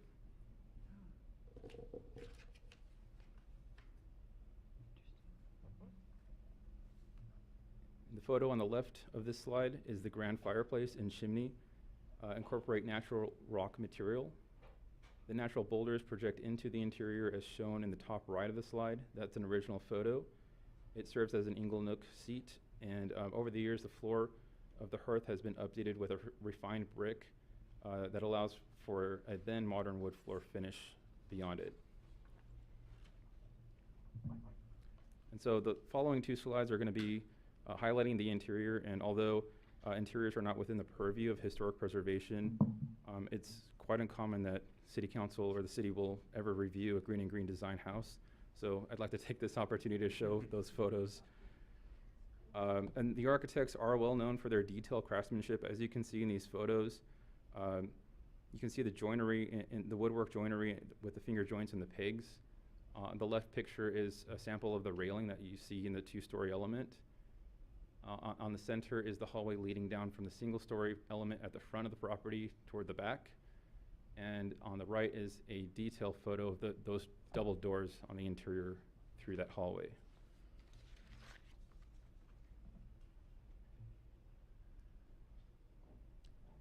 These are photos of the two-story portion, the majority of which is covered in batten wood board. It's used extensively on the interior of the two-story portion, where some of it is exposed and highlighted with a stain to wash, and other parts are painted to bring light into those spaces.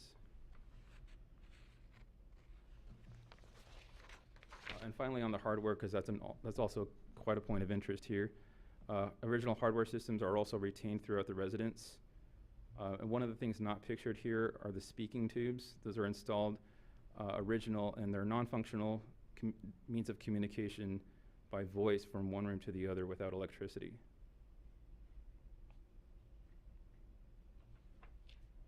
So making the finding for architectural really kind of goes without saying, but this does embody distinctive characteristics of the craftsman style as designed by Green and Green architects and displayed through the Japanese style woodwork rafters extending beyond the roofline, as well as the mortise and tendon details.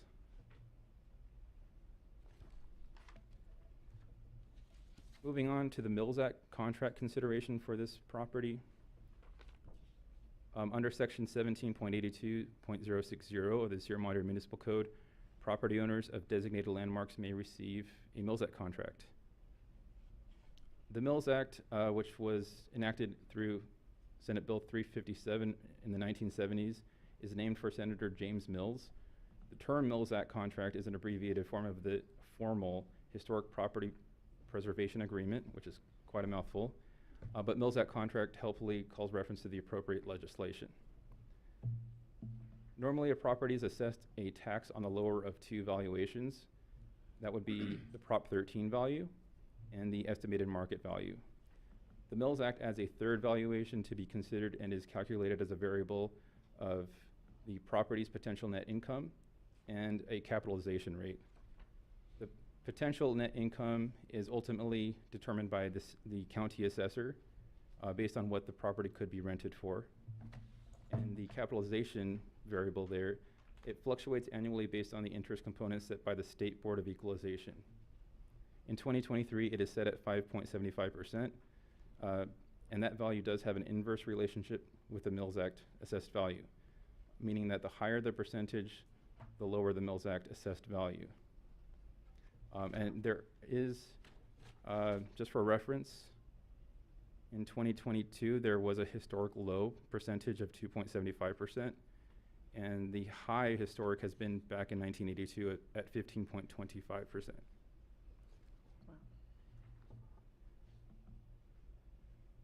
The savings is calculated as a simple difference between the tax assessed with and without the Mills Act valuation.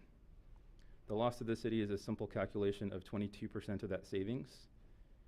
And the rehabilitation restoration costs are the sum of estimated costs of all tasks in the work plan that are attached to the Mills Act contract. Rehabilitation tasks are subject to conformance under the State Secretary of Interior standards for historic properties. And once a contract is executed, the owner will be required to annually submit compliance report to the city providing information on the progress of the restoration, rehabilitation, and ongoing maintenance of the property. So to approve a Mills Act contract, the City Council will need to find that the property is a qualified historic property. This is pending Resolution 2403. That's the first set of resolutions. Second, that the Mills Act contract will serve to compensate for the cost of rehabilitation and or restoration of the historical resource. As shown on the slide, the estimated tax savings derived over the first 10 years of the contract will be used in its full amount to partially compensate the cost of rehabilitation and restoration. I just want to also further clarify that we did parse out all of that interior work, and roughly the cost of the restoration and rehabilitation on just the exterior is still about $360,000. So we're still fully compensating here. The third finding and last finding for Mills Act contract is the rehabilitation will occur prior to or in conjunction with the use of the Mills Act contract, and it will not impair the architectural, historic, or aesthetic integrity of the resource. The rehabilitation and restoration plan is based on the 10-year period, and all work is subject to conformance with the Secretary of Interior standards for rehabilitation. That's further articulated in Exhibit B of the contract, that contract being attached to Resolution 2404.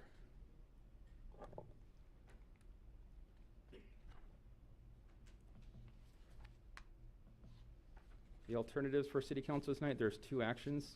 The first one I'm going to go over is for Resolution 2403. This is for designation of the historic landmark. City Council may adopt this Resolution 2403. It designates the Edgar W. Camp House as a historic landmark and includes it in the Sierra Madre Register of Designated Historical Landmarks. City Council may approve that resolution with modifications. City Council could also deny the request, identifying findings that the City Council cannot make in the basis for rejecting those findings, or continue the public hearing, providing direction to staff and the applicant. The alternatives on the Mills Act contract are similar, but it requires that the City Council first make action on Resolution 2403. If approved or approved with modifications, City Council may adopt Resolution 2404, executing the Mills Act contract for the Edgar W. Camp House, a designated landmark approved by 2403, a property being located at 327 Sierra Woods Drive. City Council may approve that resolution with modifications, deny the application or the request identifying finding the City Council cannot make in the basis for rejecting those findings, or continue the public hearing, providing direction to staff and the applicant. Since there are two actions, the recommendation first on Resolution 2403 comes from Planning Commission resolution as a recommendation to designate the Edgar W. Camp House as a historic landmark, as mentioned before, including in the Sierra Madre Register of Designated Landmarks. The second action is a recommendation by staff to adopt the resolution executing a Mills Act contract for the Edgar W. Camp House. That concludes my presentation. I'm happy to take any questions. The owner, Uni Cheng, is here, as well as her historian, Marie Campbell. Let's open it up for questions. Does anyone have questions for Planner Wolf? Planner Wolf, on slide 14, you had 3 things that were bolded. Can you just refresh my memory? I missed when you said what those 3 bolded things are, the pergola, the chimney, and the replace the roof? Those are bolded as a way to highlight those parts of the building that will be noticed as improvements, at least from the public's perspective. Notices, it's improvements from the street versus things that won't be noticed right away. Correct. Okay. Okay, thank you. But to be clear, because you were sort of distinguishing between indoor and outdoor improvements, and that, you know, the restoration needed to qualify, would have to be exterior, but all of these listed here are exterior, and you said among these, they well exceed the property tax savings. Correct. So, and just to reiterate, if we were to remove all of that interior work from the work plan, that tax savings still fully covers the cost of rehabilitation, which amounts to about a little over $100,000, exceeding the property tax savings. Thank you. Councilmember Garcia? Planner Wolf, do you have the agenda report with you? Yes.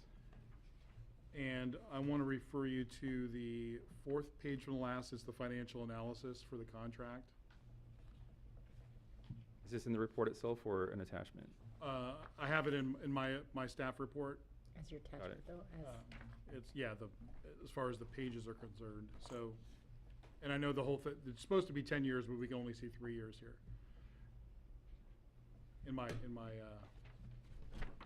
Oh, you have the whole thing there. It's okay. I think column 1 and 2 will suffice for my questions. And I usually like to ask these questions ahead of time to not have gotchas on, at the lectern, but I just want to make sure I have an understanding of the analysis. And is this something the staff put together, or is this put together by the applicant? This pro forma is put together by staff, but it's based on the input from the applicant. Okay. So if we go to the taxes portion, and I understand what's going on. I don't have the spreadsheet in front of me, the actual Excel spreadsheet, or however this was created. That Mills Act assessment on line 15 rightly says it's line 9 divided by line 14, which is the capitalization rate. So you capitalize the net income using the capitalization rate. I understand that. And then we have an alternative assessed value. Is that the 2.95 million? That's an alternative? Is that what that is? No, that is the current assessed value of the property. But as far as the tax savings calculation, that's not necessary for the tax savings calculation? Oh, so we're estimating the tax savings. So the current assessed value is what is the actual assessed property tax basis. And line 15, that 723,000 amount, that is an estimation based on the estimated net income potential and the capitalization rate. So if we look at line 17, it says line 14 times 1% or 0.01. Oh, I think that's supposed to read line 15? That is correct. Okay. But other than that, if you look at the numbers, the 7,380, that is 1% of the next year, which is 737,950. And if you look, there's a 1-year lag. It's not for that actual year. Is that normal? So it's the actual calculation in the Excel sheet is a calculation of 1.02%. So it's going to look a little bit odd, but if you want, I can share the Excel spreadsheet. So it mathematically just, if you see it, I'm looking at 1% of that value. It actually lags by 1 year. But that might be an artifact of the 1.02% rather than. Correct. Okay, so I'm satisfied with that. I was just doing the math, and it wasn't. Right. Wasn't matching, and I thought, oh, there was a 1-year lag. Because if you look at the next year, it's 7,527, which is 1% of the following year's number, right? Do you see that? Yeah. It's I guess Right, that increases each year by about the same as the differential. The 2%. So you 0.02. have the current assessed value increasing by 200, 2%, yeah. and it's 1.02% of for line 17. So I thought that might be what's happening, and again, I don't like to do gotchas from the dais, but there was no gotcha. So I wanted to. I'm happy. Okay. I'm happy with the analysis. Reverse gotcha. So yeah, no, and I'm completely familiar with rounding within Excel and all that. So I'm satisfied. So I just wanted to make sure what we're submitting, if this gets approved, it's correct, and I am satisfied that it is. Thank you. So the moral of the story is send Councilmember Garcia the active Excel spreadsheet. Can do. Or have more hours in the day for me to review it prior to. Yeah, thank you. Any other questions? before we move? I have a question about 2403. Now, can you explain to me, there was a previous designation as a historical landmark. It wasn't made by City Council. Can you explain what that was, or who made that? So I've been trying to do a lot of research on this. I'm trying to find our exact historic ordinance 1036, which I believe is supposed to designate a list of properties that were recommended by the Cultural Heritage Commission. And in that list includes this subject property, amongst other properties. That list, to my knowledge, was adopted without consent of those property owners. And then subsequently, plaques were installed at the properties. Future ordinances were set into place that placed burdens on those historic property owners, requiring undue maintenance, and what essentially we're going through at this level. But this is an action of the owner and applicant at this point, so they are conducting their own nomination in this case. The plaque that's out there is a remnant of what occurred in the past. Does that satisfy your question? Yeah, that explains that. I didn't understand, like, how, I thought we were doubling up somehow. Well, so go ahead. Can I follow up on that? So, but didn't they have a subsequent law that allowed the homeowners to get rid of the plaque so the fact that that plaque is still there indicates that homeowner at the time accepted that evaluation. Not necessarily. Right, and to my knowledge, I don't think any of the plaques that were installed at that time were removed.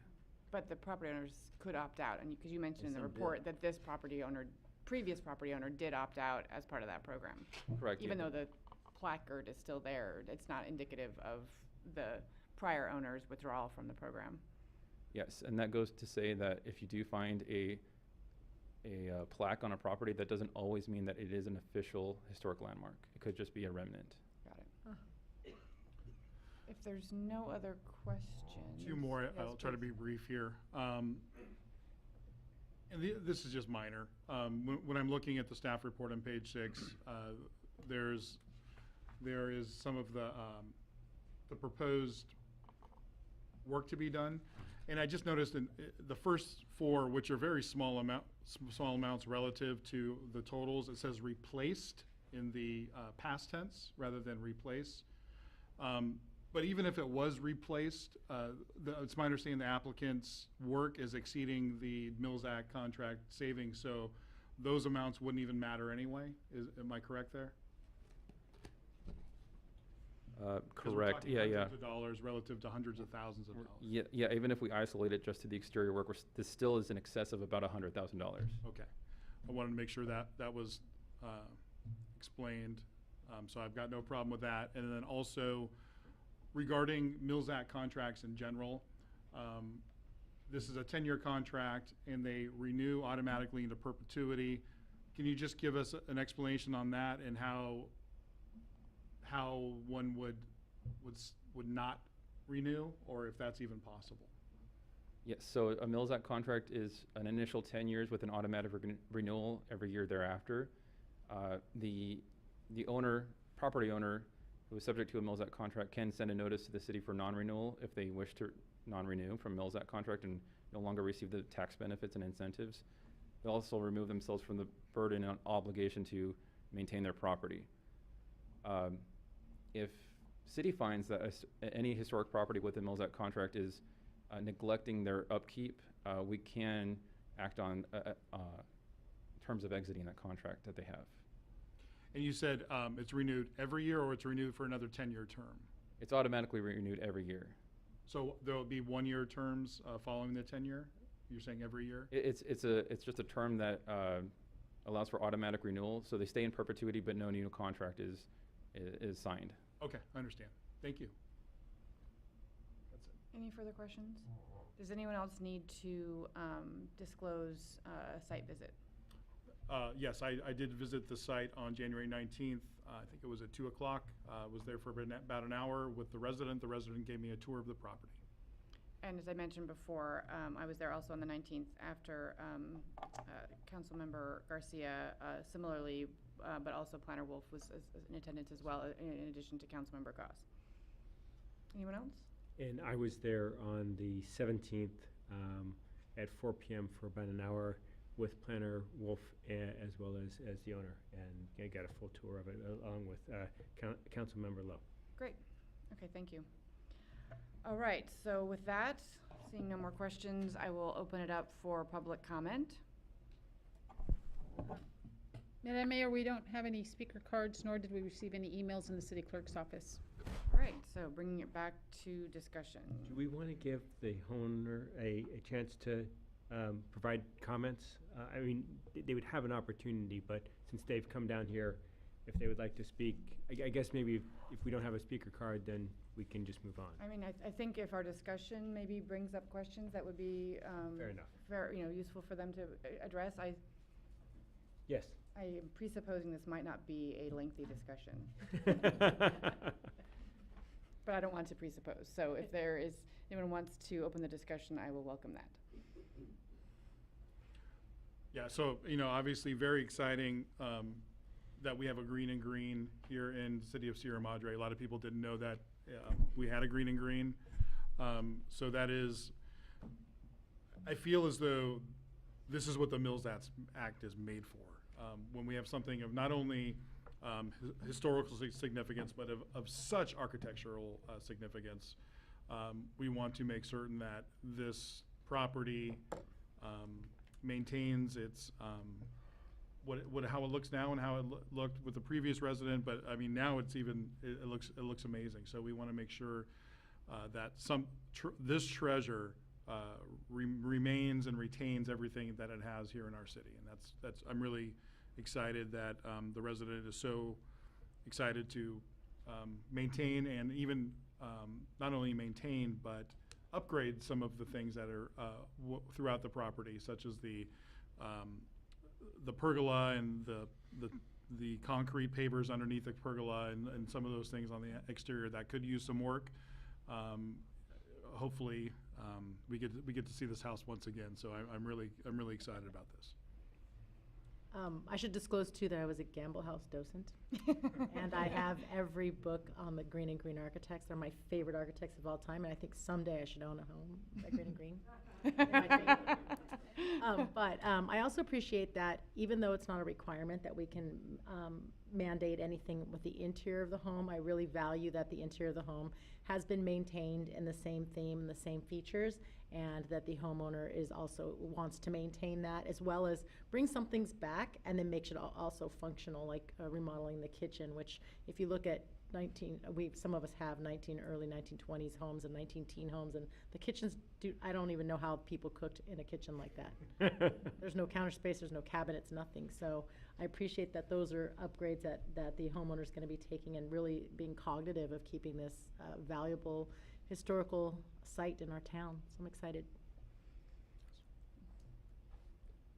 I'll echo what many of the other council members said. I think the one thing that wasn't said that I think is notable, that Oppenheimer was filmed in this home. So we've got, I mean, it just shows how unique it is and how special it is. And I'll echo that, the homeowner is passionate about it. She is so excited to have it, showing off all kinds of interesting things. I mean, both this homeowner and the previous homeowner kept the electrical panel in there, which is not hooked up to anything. It has all the knob and tube in there, and Sierra Madre Electric Company. So it really has a lot of history in it. As a Mills Act homeowner myself, I know what goes into it. I know that, the work that goes into it.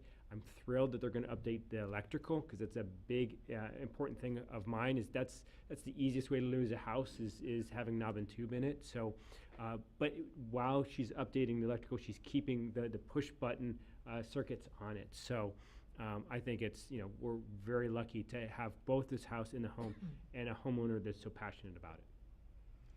The only thing I'll add is I just wanted to agree and thank you for taking this on to the homeowner, because it's really such a remarkable building. It's that house is a work of art. That's all I can say. And we're very fortunate to have somebody so committed to taking care of it. I really have nothing more to add. I mean, my colleagues have expressed it so well. I just want to say that I think it's interesting, too, that not only was this an original Green and Green, but then the original homeowner brought Green and Green back to do the addition. So we had this interesting sort of dual time frame example of Green and Green, in our town, which I think makes our Green and Green maybe better than, just simple one-shot Green and Green. So. So, this is also the kind of property to me that screams for a home tour in Sierra Madre. So if any of our volunteer organizations that have been so publicly touted in these last few weeks wants to take that project on, I would be highly in support. And I think our homeowner would be very much interested in sharing her beautiful house. So anyway, on that note, I will entertain a motion around, I think we have to do this in stages. So first, I believe we have to consider Resolution 24-03 regarding the designation of the historic landmark. I would like to move that we adopt Resolution 2403 for designating the home at 327 Sierra Woods Drive as a historic landmark. Second. All those in favor? Aye. Any opposed? Motion passes. I think our second step then is to consider Resolution 24-4 regarding the execution of a Mills Act contract for that same location. I move that we adopt Resolution 24-04, executing a Mills Act contract for the Edgar W. Camp House, now that it has been designated as a historical landmark under Resolution 2403. Second. Thank you. All those in favor? Aye. Anyone opposed? Also unanimous. And then I believe that's it. I thought there was a third. Congratulations to us all, really. Yes, congratulations.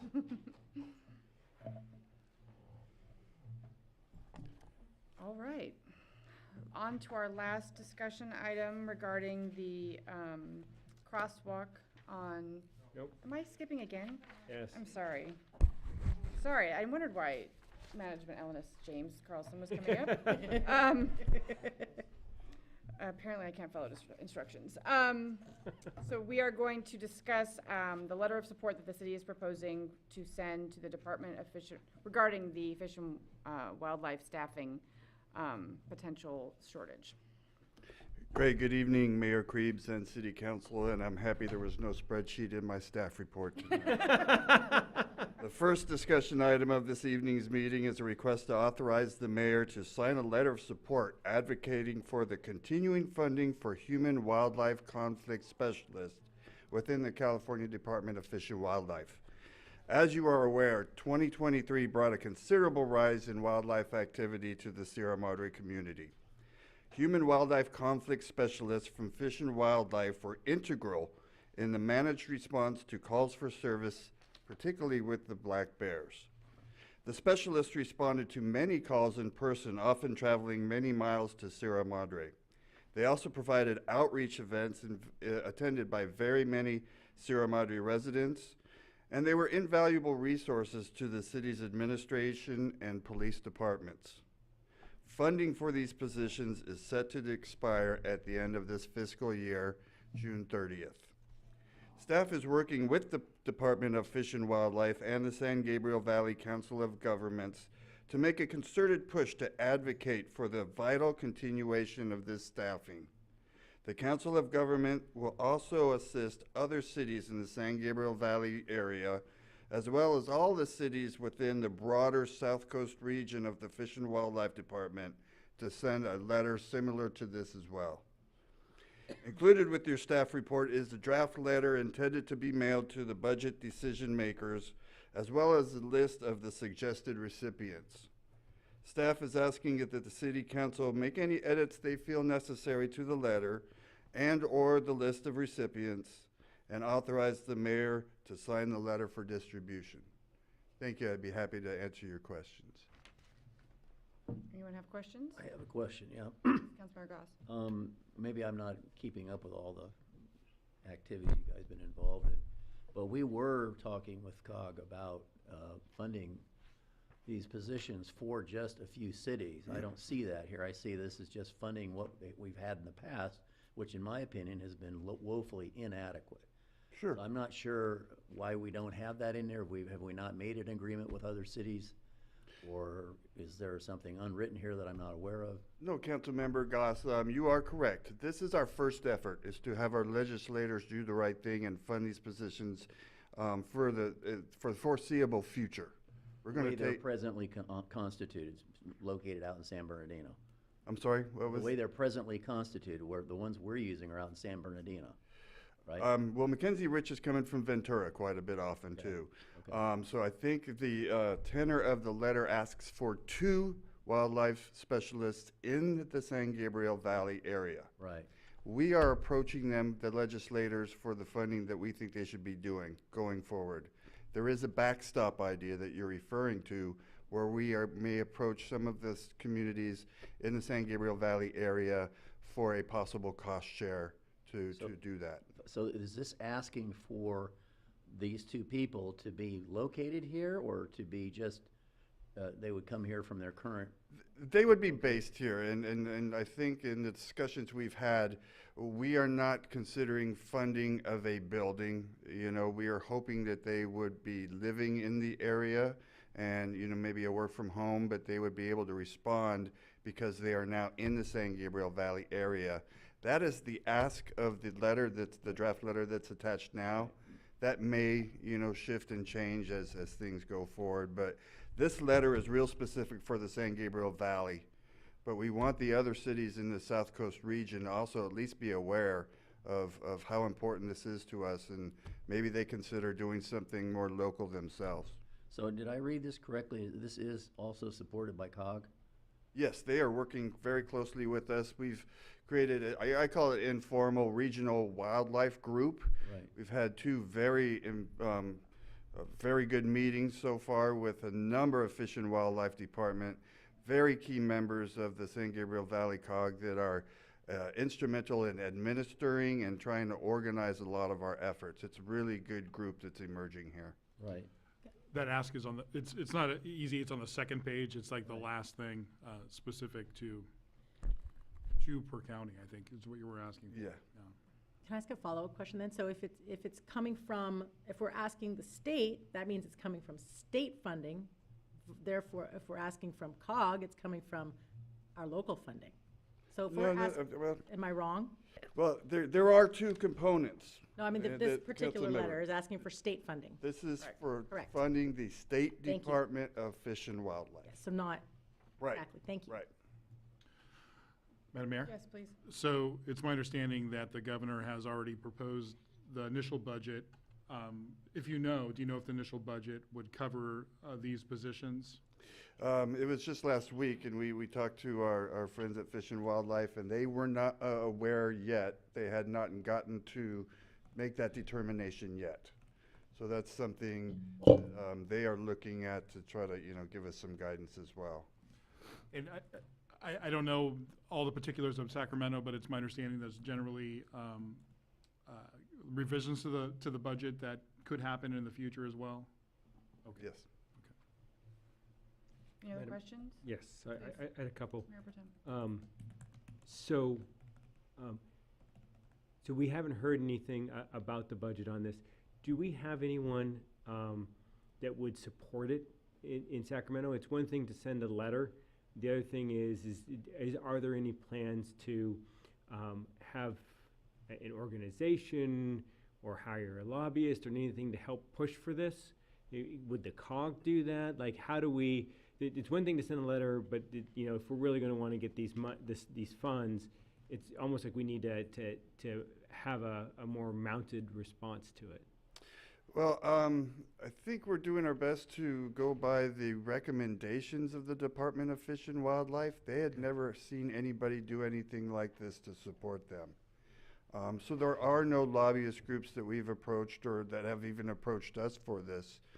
The COG is really, there for our organizational and future administration efforts. It's also to get the word around to the other, cities, their city managers, their elected officials. But we have not approached any lobbying organizations or really discussed that. Are other cities going to have similar letters? Are you aware of? That is the goal, and we intended to make the first draft, and it was done with the creative talents of the city manager in line with the Fish and Wildlife Department to really key in on the statistics and why this is so necessary. The COG is used to doing operations like this where Sierra Madre has a template letter we'd all like you to take a look at. We urge you to customize it, make it a little bit more reflective of your own city's challenges as far as it comes to wildlife. And we urge you to send those letters in too. That's the approach. COG has done that many times. I've worked with them on stormwater issues on that type of operation.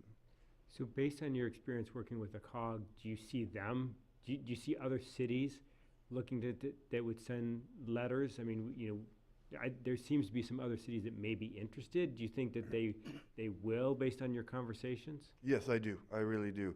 Okay. We've had some, my favorite enthusiastic backer was La Cañada Flint Ridge when they took our resolution and basically copied us on that. Right. There are some more agencies close to the foothills that appear, and maybe City Manager Reynoso knows a little bit more with his discussions with the city manager group, but that seems to be some interest there. And then don't forget about the challenges with coyotes. The COG runs a coyote program, and most of the energy for that is south of the foothill area. So this affects that too. The wildlife conflict managers that we're looking for do work with the people on coyotes as well. So we're really hoping to get a good response on this, and we're looking to do it as quick as we can. Great. Is there any reason, is there any benefit to having the full council sign it? I'm agnostic on it, but does that add more weight? Is just the mayor, I don't know on these letters if it makes sense to, have more signatures, or is just the one have enough, have the same type of impact? Well, I really think that's entirely up to you. My idea just going forward was if we distribute it to the other cities and it just requires the one signature, maybe we get a little bit quicker action. But it's entirely up to you. Thank you. That's all my questions. Any more questions? I had a question. So the other cities such as like Tahoe and Mammoth Mountains, do they have specialists that are located just for their area from Fish and Wildlife, from the state Fish and Wildlife? I don't recall specifically how broad the human wildlife conflict specialists are distributed in the northern counties.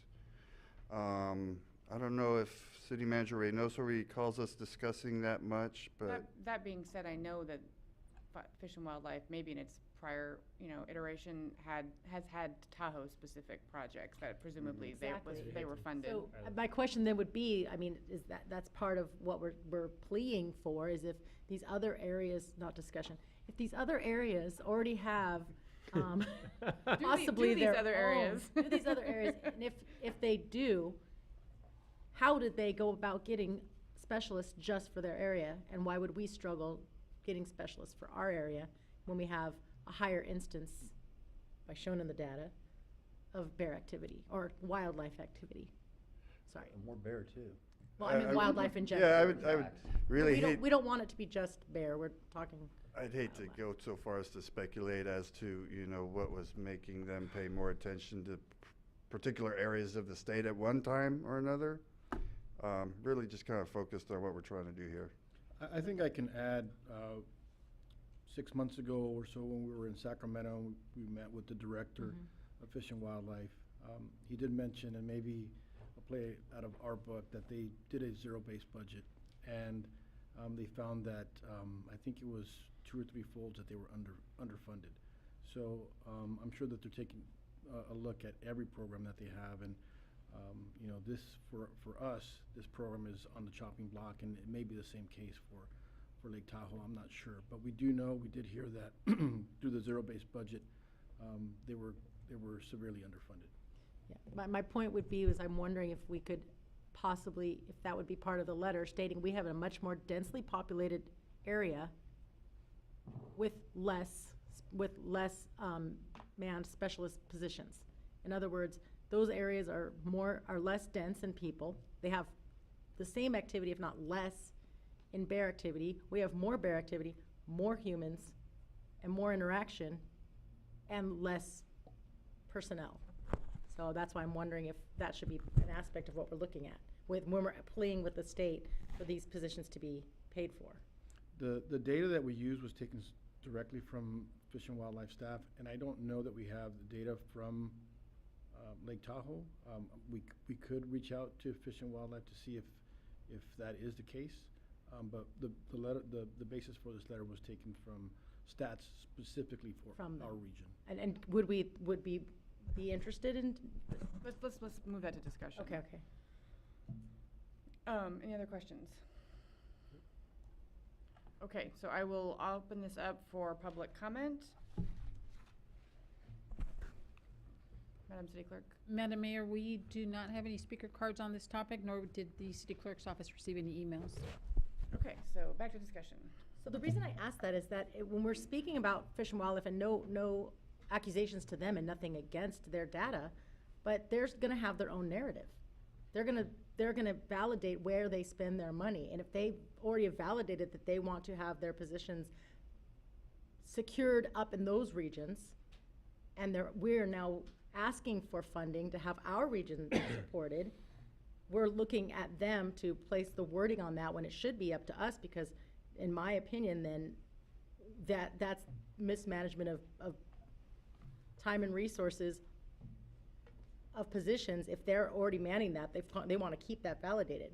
Now, we're the ones pleading for this. So if we're only using their data and not our own narrative, it doesn't show our plight for being a more dense area, a higher populated area, and more interaction.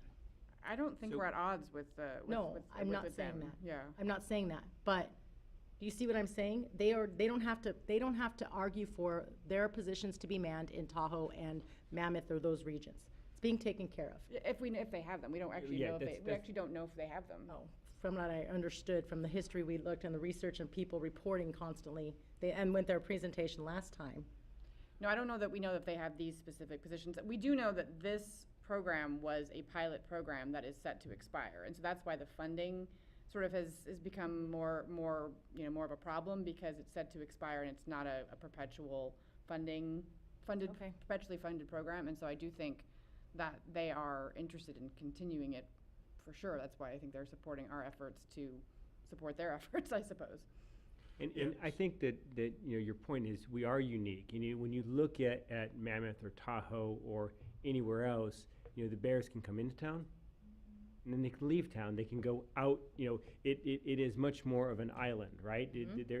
It is an island of residential or of built environment surrounded by an area of wild. And what's different here is that we've got, it's the opposite, right? We've got a small area of wild all the way surrounded, the San Gabriel Mountains, by built environment. And so I think that changes the dynamic. And I think to your point, Councilmember Lowe, is that I think we do not know how they're making their budget decisions. And I think that's part of a longer term conversation and strategy we have to have. Because I can see where there can be some of those dynamics. I don't know who's making the budget decisions, but I think we need to, be willing to look at this for the longer term of trying to push for what we want. Whether it is, to be honest, this year, the budget's going to be a lot less, right? We all have seen it. We've seen huge cuts in it. I'd be surprised if we got it through in the budget. So I think, you know, we're gonna need to get other cities on board. We're gonna need to continue to push for it. I think we may also look at alternatives, and I think that, you know, some of the activities staff have taken have been fantastic with respect to working with the COG to figure out if we could fund it. So forget the state government, we'll put money forward to have someone in our region. So I think, you know, part of this is, to me, this is just the first step, and we need to be looking at what other options we've got around this going forward. But there's got to be a strategy, right? I don't want the state to be able to say, well, if they're just going to fund it, then we don't need to put the money there. We can put the money elsewhere. And so I think to Councilmember Goss's point earlier, I think the focus is, you know, the state needs to step up and do their part. And this is a bare minimum. I mean, you know, what they're funding now is a bare minimum, is not enough. We want them to actually continue to fund this and augment it. We also know that, you know, for the deficit, there's challenges with that, and so we do have possible backup plans in the works, but I think we want to first get the money from where it should be coming from and focus on that until we're told that that's not gonna happen, and then we already have sort of discussions going on in the background to perhaps take another route if necessary. Madam Mayor? Yes, please. So I like how you use the word augment. I see this as better than nothing, and I feel like it's written well. I feel like it might have some impact. But 2 people per county, I'm looking at the data here, and I'm just, okay. 630 staff hours were dedicated to handling 350 HWC incidents in the San Gabriel Valley. Okay, good enough, but that wasn't adequate. We had, I don't know anybody who's happy with how they handled things last year because they weren't here when we called them. They didn't come. And so, or we had to wait for them for an hour before they got here. I mean, we had all kinds of problems.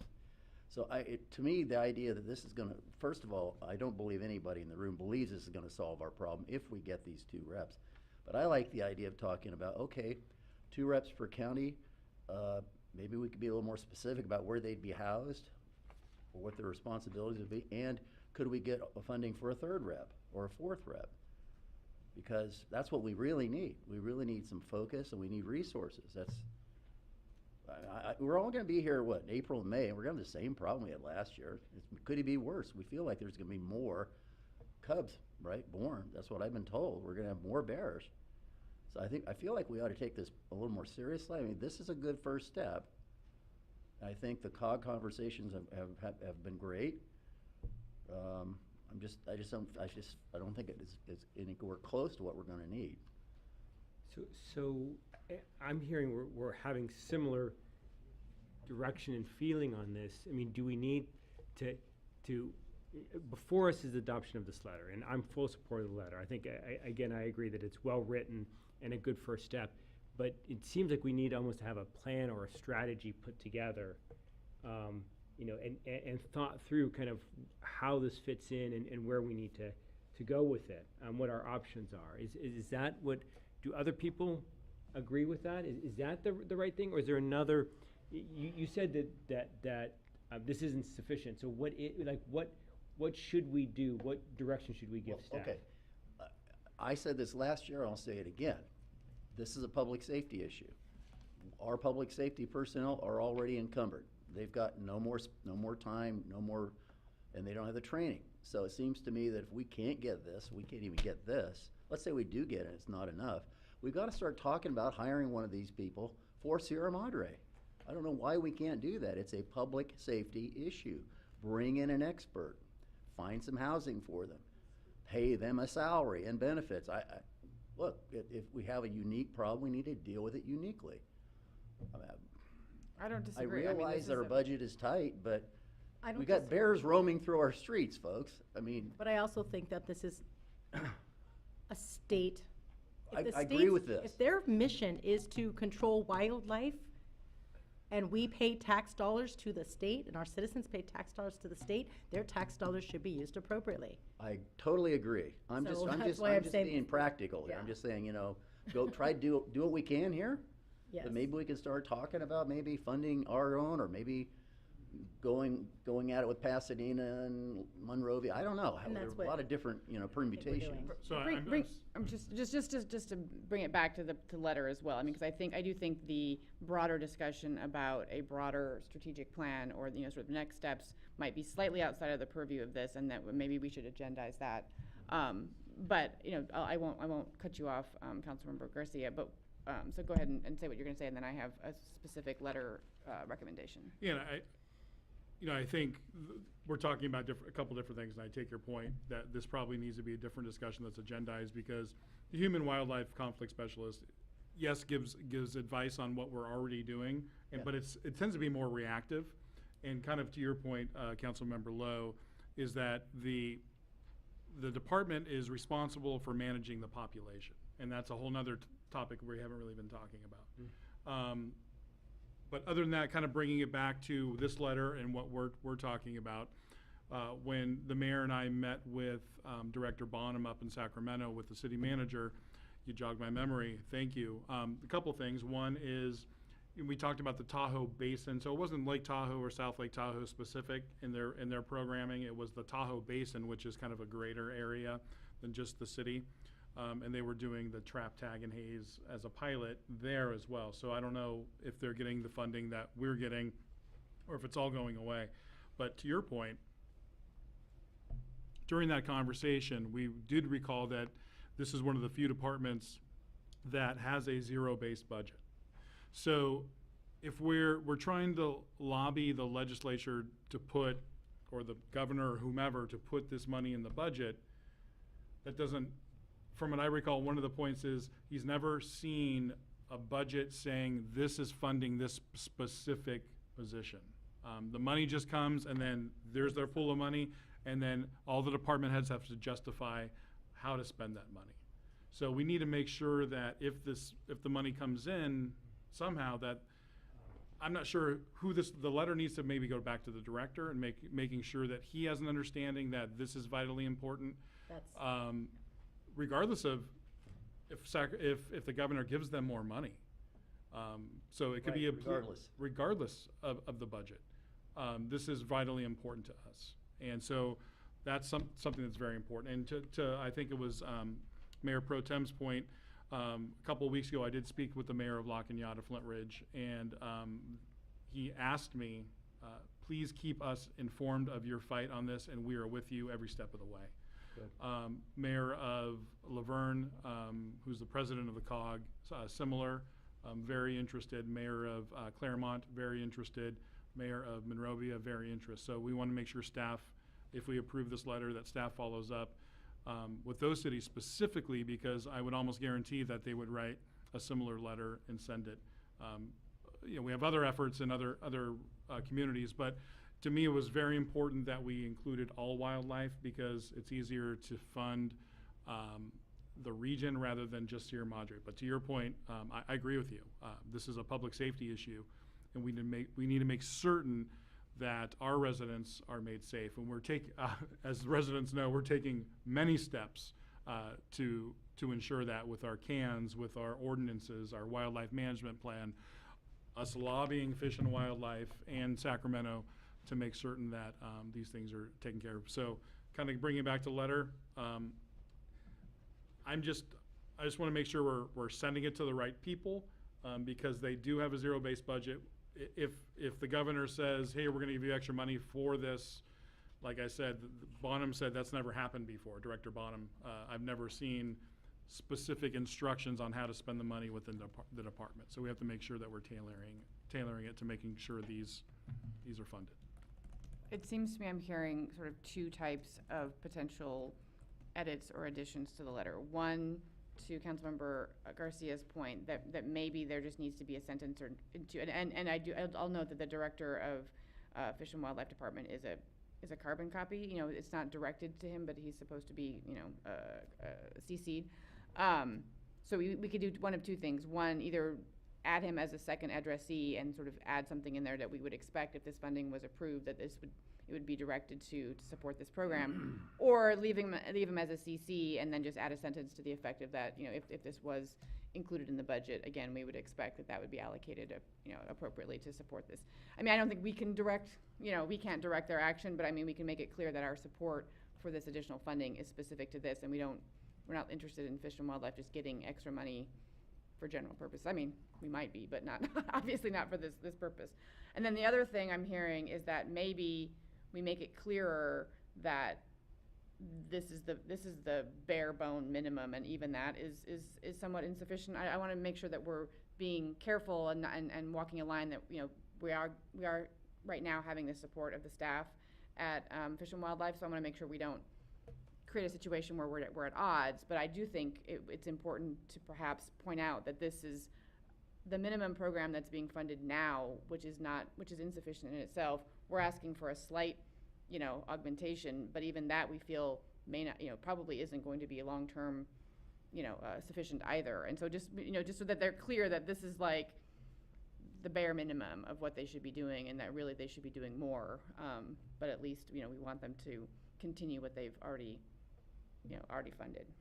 Thank you, Madam Mayor. To that point, the human wildlife conflict specialist is really kind of reactive and for safety issues, but I think the bigger problem is, I don't know if it's habitat, I'm not the expert there, but it is a population problem. Well, and I do remember when they made some of their presentations here that if they had the bandwidth, again, because they don't, part of what they are doing in their role is the tracking program, so they can have some data about population. Yes. and sort of maybe perhaps develop a more specific population control plan, because right now they don't think they have the data. They don't even really know how many there are. Correct. So I don't know if we can add something regarding tracking for population. Yeah, I mean, it's not just about being reactive to our problems, it's also having enough staff and resources dedicated to putting in prevention, sort of a long-term prevention.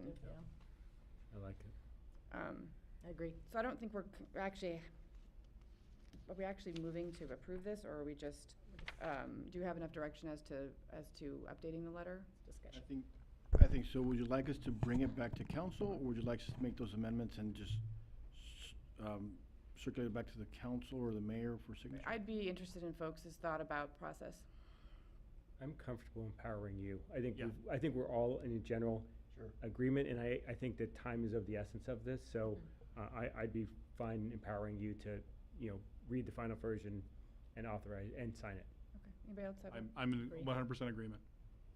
Great. Okay. Well, then we'll proceed in that way, and I will report back at the next council meeting as to the interim activity. Thank you. Okay.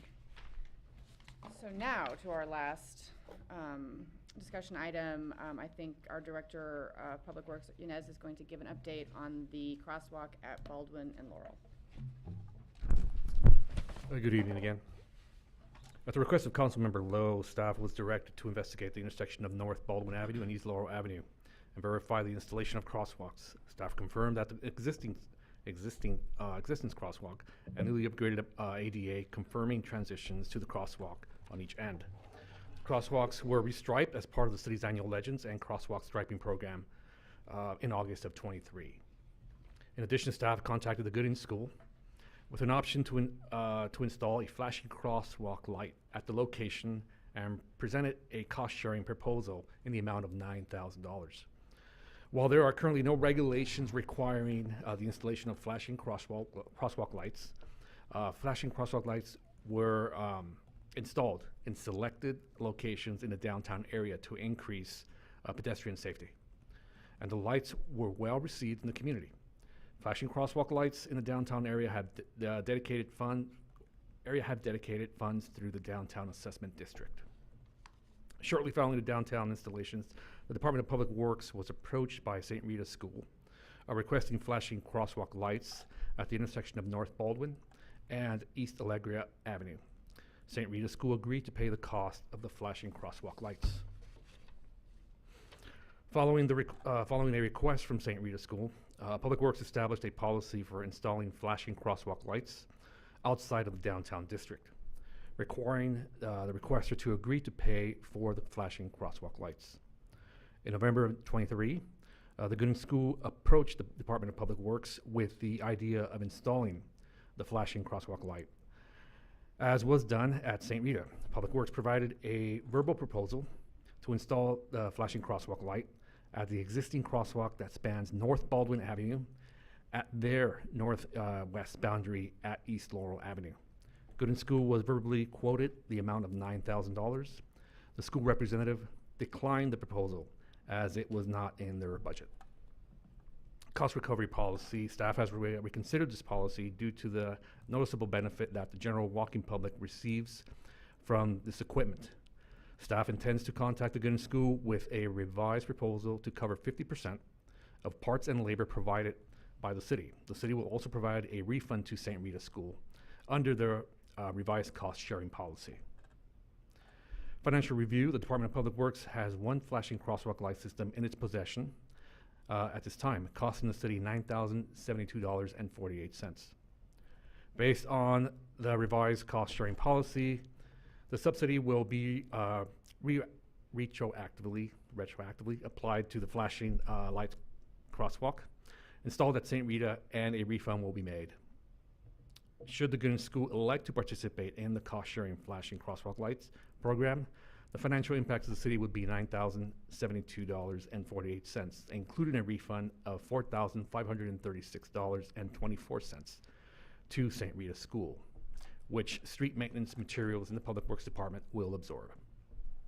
This concludes my presentation. I will take any questions. Any questions? So your $9,000 estimate, $9,700 estimate is 50% refund to St. Rita's and 50% of the project at Laurel and Baldwin, correct? Correct. And that would only occur if they- the Gooden School was interested in funding the second half of that latter project, correct? That is correct. Any other questions? Any public comment? Madam Mayor, the city received one email from Robert Stockley, and the email was forwarded to the city council for consideration and uploaded to the city's website for public access. No speaker cards? And no speaker cards. Well, I'll bring it back to discussion. This is a receive and file report, but if anyone has anything they wanted to add, we can open up discussion.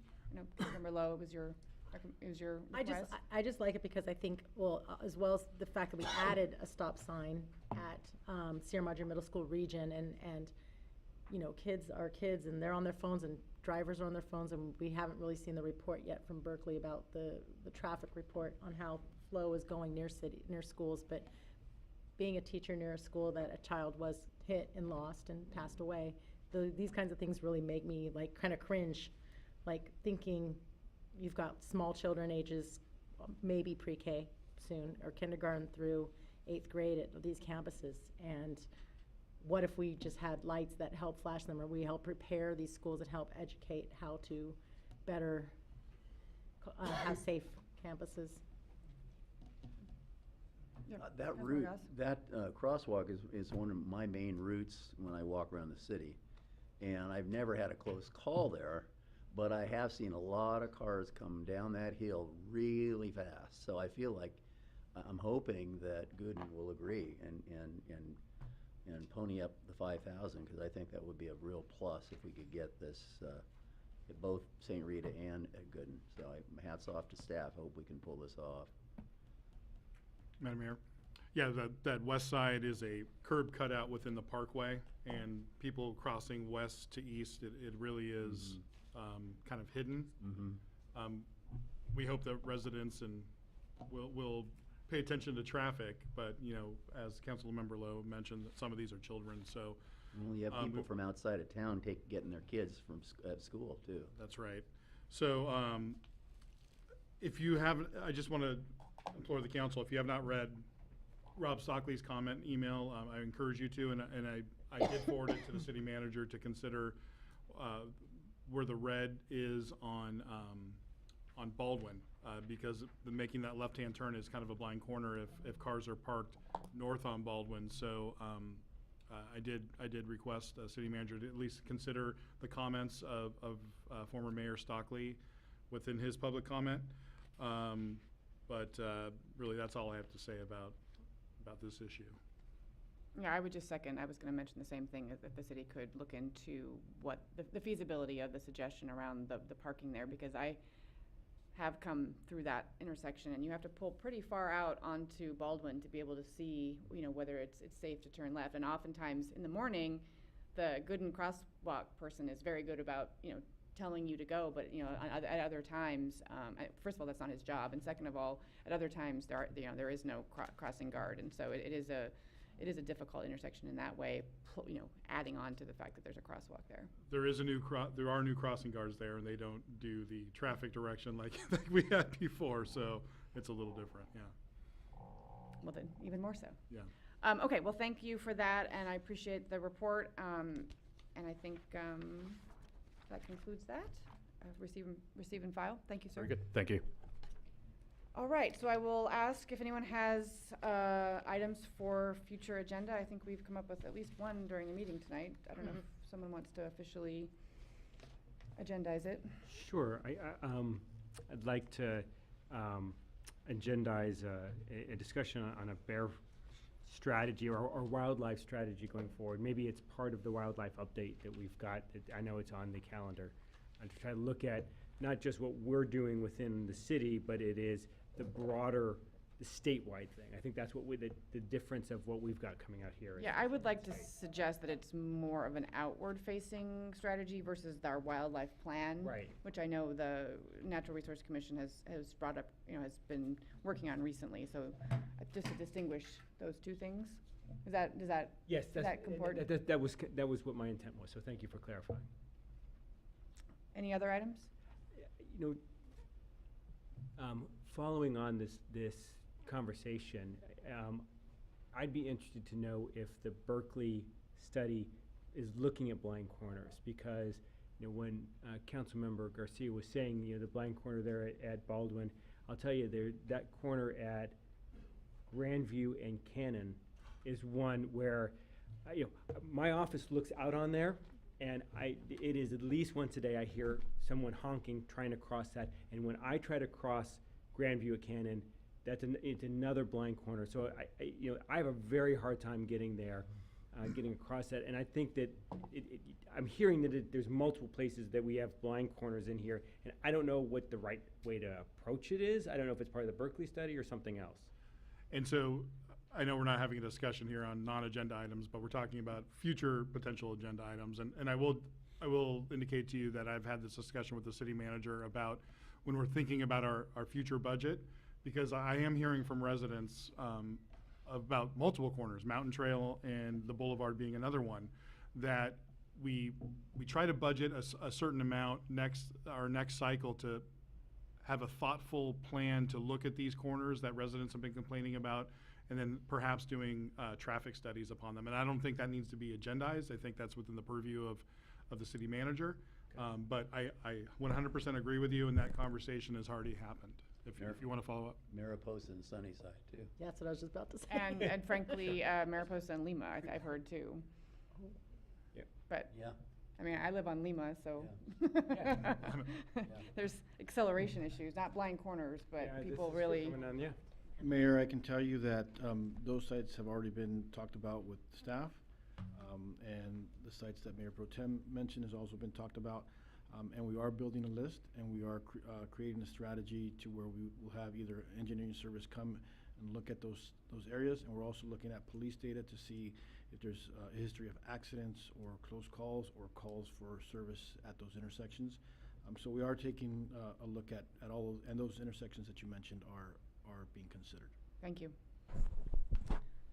Anything else? I've just had a request. I don't think there's an agendized item, but just some input from citizens, as well as it came up at a few of the community service meetings, events, I should say, is the return of Huck Finn Day, the 75-year tradition. This is now going to be the third year we don't have it. So maybe Fish and Wildlife needs to make sure we have healthy fish in stock. We've already prayed for rain. We've got, I think, a substantial enough. I mean, I don't know. Councilmember Goss, I Doing know, good go, on there. go catch some fish and stock those ponds. Yeah. Yes. Councilmember Lowe, so it is our intention to bring back at least the derby portion. I don't know that Yeah.